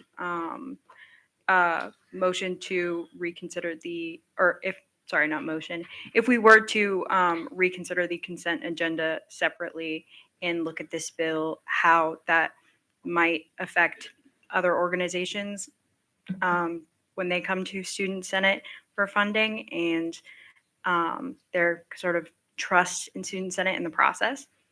You may answer. Yeah. The first thing I'll say is that these meetings are recorded and we have minutes for that, so it's not something that is not going to be documented what we're talking about. But everything I said earlier applies, where they may or may not have been here earlier, and this may or may not be a surprise to them as a result of that. Things like that may change the perception of transparency within Senate for sure. Right. Okay. Not seeing any further questions. Thank you very much, Sir Speaker. Okay, hold on. We've just ended on a negative speech. We have 2 other people queued up for a negative speech. but especially if there are no positive speeches, we could have a motion to vote is in order, or any other motion. I chair recognizes CC Hunter. Motion to vote. CC Hunter motion to vote. Second from Jeff Brook. Jeff Brooker, pharmacy senator. And are there any objections to a motion to vote? Okay, seeing no objections. Thank you very much, guys. We will put this motion to reconsider to a vote.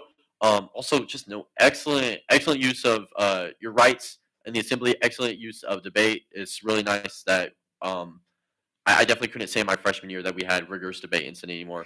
So all of these things are very good. I think we're heading in a really good direction institutionally, so that's great. And the poll for that is posted. You have 90 seconds. Yes, Chair, nice to CC Hunter. Yeah, what? Yes. So parliamentary inquiry. To be abundantly clear, vote in favor means that then we would instantly redo the poll for dividing up the consent agenda.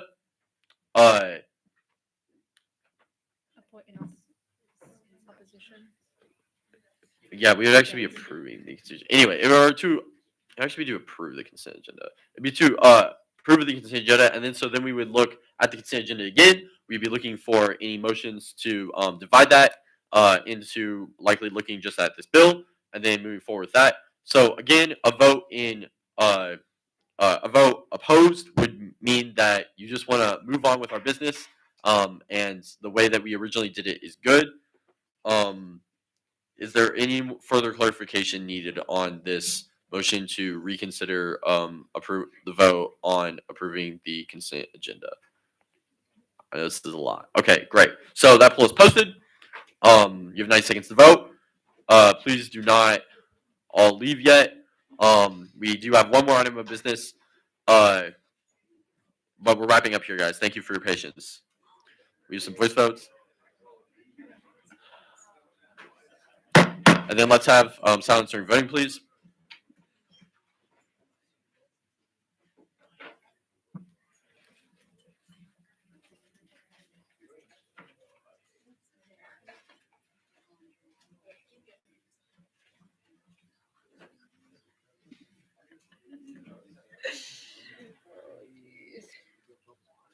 Pretty good.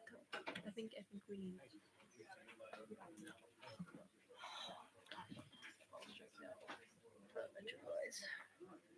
Mm-hmm.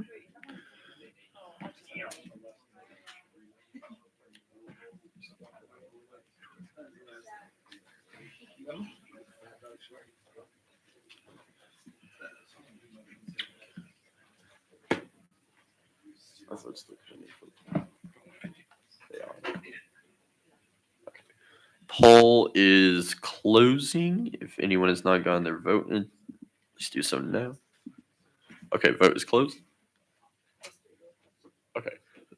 So with 7 approved, 30 opposed, and 3 abstentions, this motion clearly fails. With that, thank you very much again for this debate. Rigorous debate and stuff. We will move on to our next item on the agenda, which is our last 2 nominees for the Elections Commission. Asim can't be here today, and so he's asked me to read his name on his behalf. And so I will be subsidizing presiding officer to our chair of rights, Simra.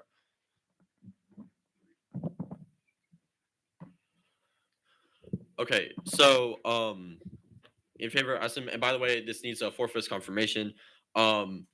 He, due to late notice on getting the confirmations on here for the nominee from our president after being screened by the head of the Elections Commission, they're unable to attend this meeting.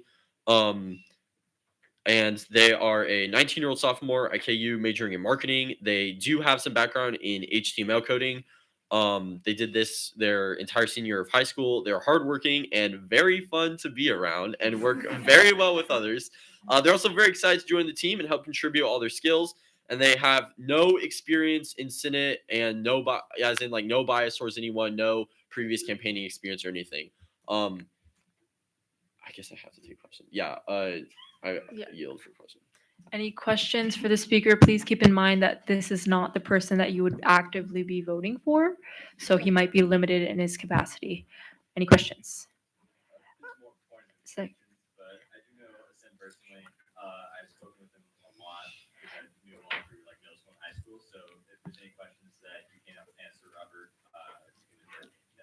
Yeah, okay, so, or, can I be recognized?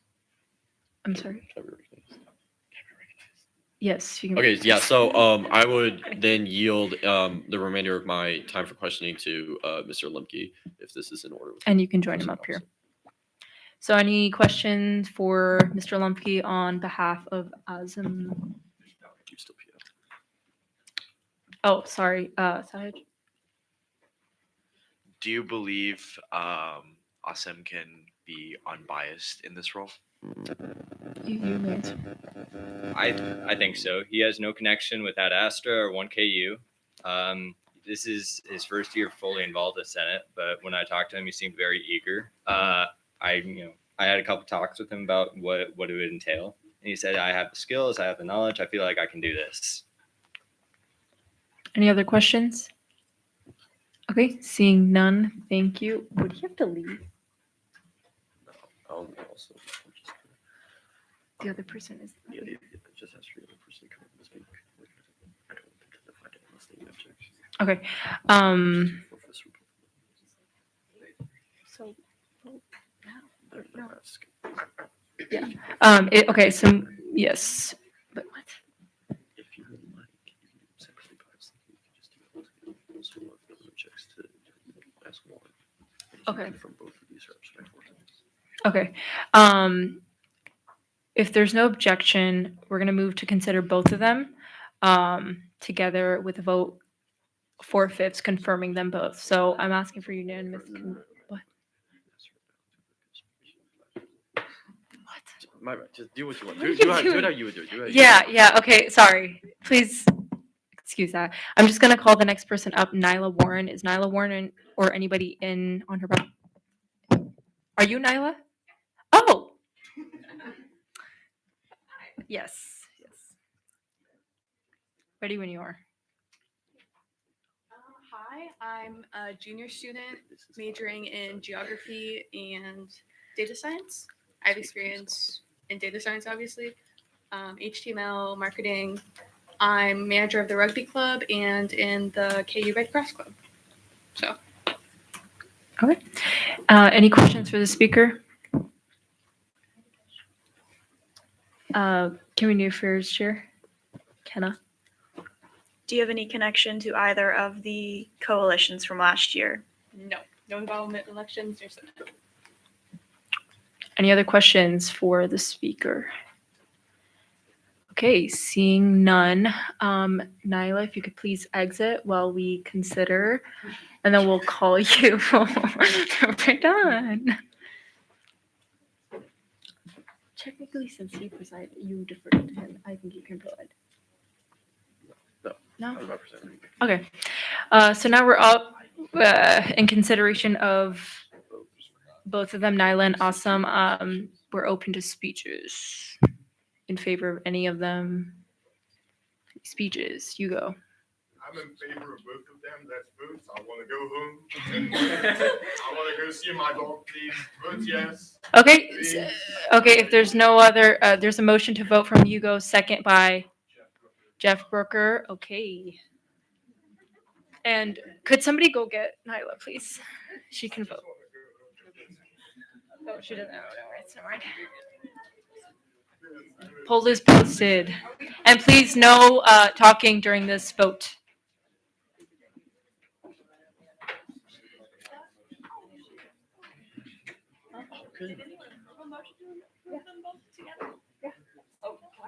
There are two. It's like it's a multi-seat election, so it's good. Yeah. We did. I was being silly. We don't have to divide it up. If you just... Oh, I see. Really? They were appointed, so this is what's wrong with it?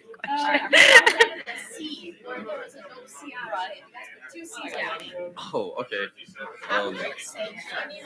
That would be great. That'd be great. And I'll add that to the rest of the Please, no talking during voting.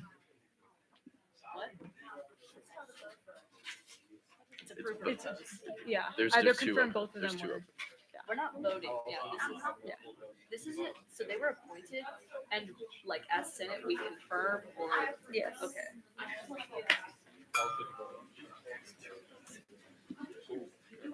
Need 4/5. Yeah, 4/5. And of the people present. These are last two. Us should be nominated or? This would fill the election commission. Oh, I see. We don't have any. In the Constitution, it says What is like a What's that about like our running Yeah, no, I like that. That's how we did it previously. You're probably right though. Okay, the poll is closing. Can you close the poll, please?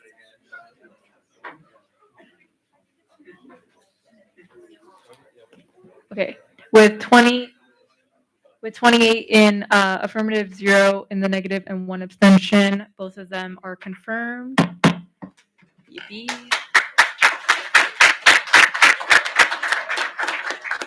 And I give it back to Okay, great. So now we have every member of the EC filled, and EC can get up and running for freshman election. So thank you guys for confirming these nominations we have these past few cycles. I'm looking for calling for any announcements. Announcement from Chair recognizes Mr. Binshock.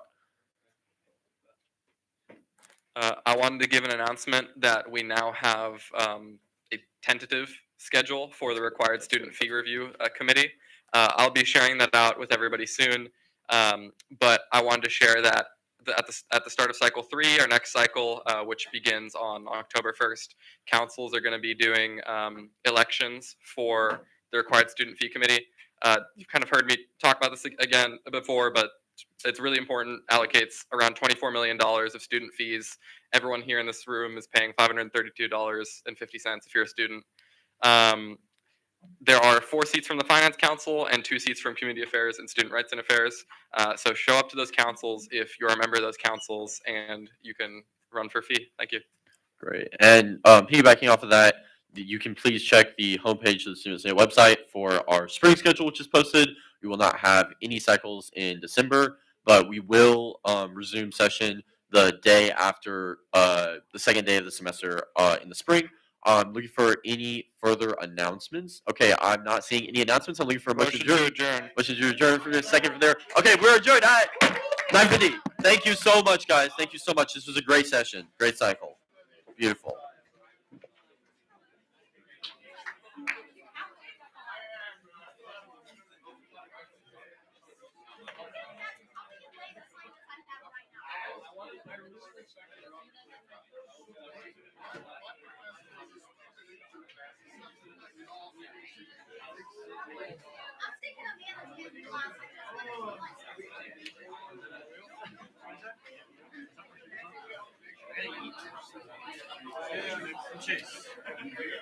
This year now.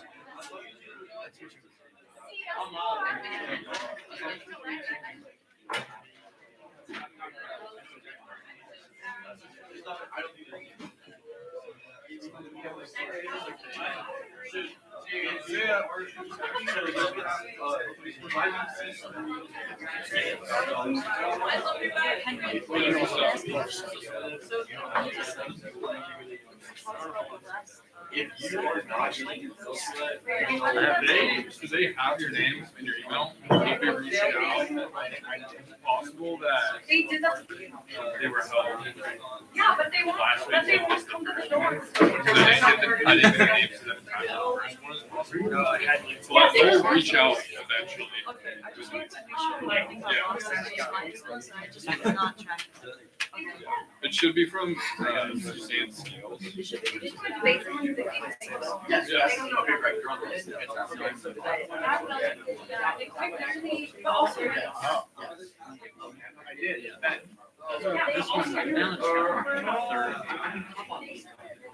It's online too. If you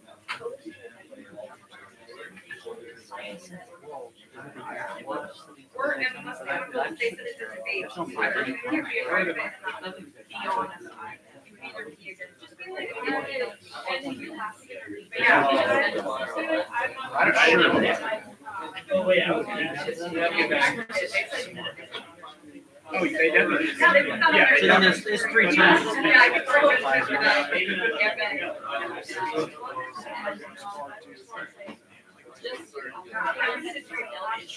Just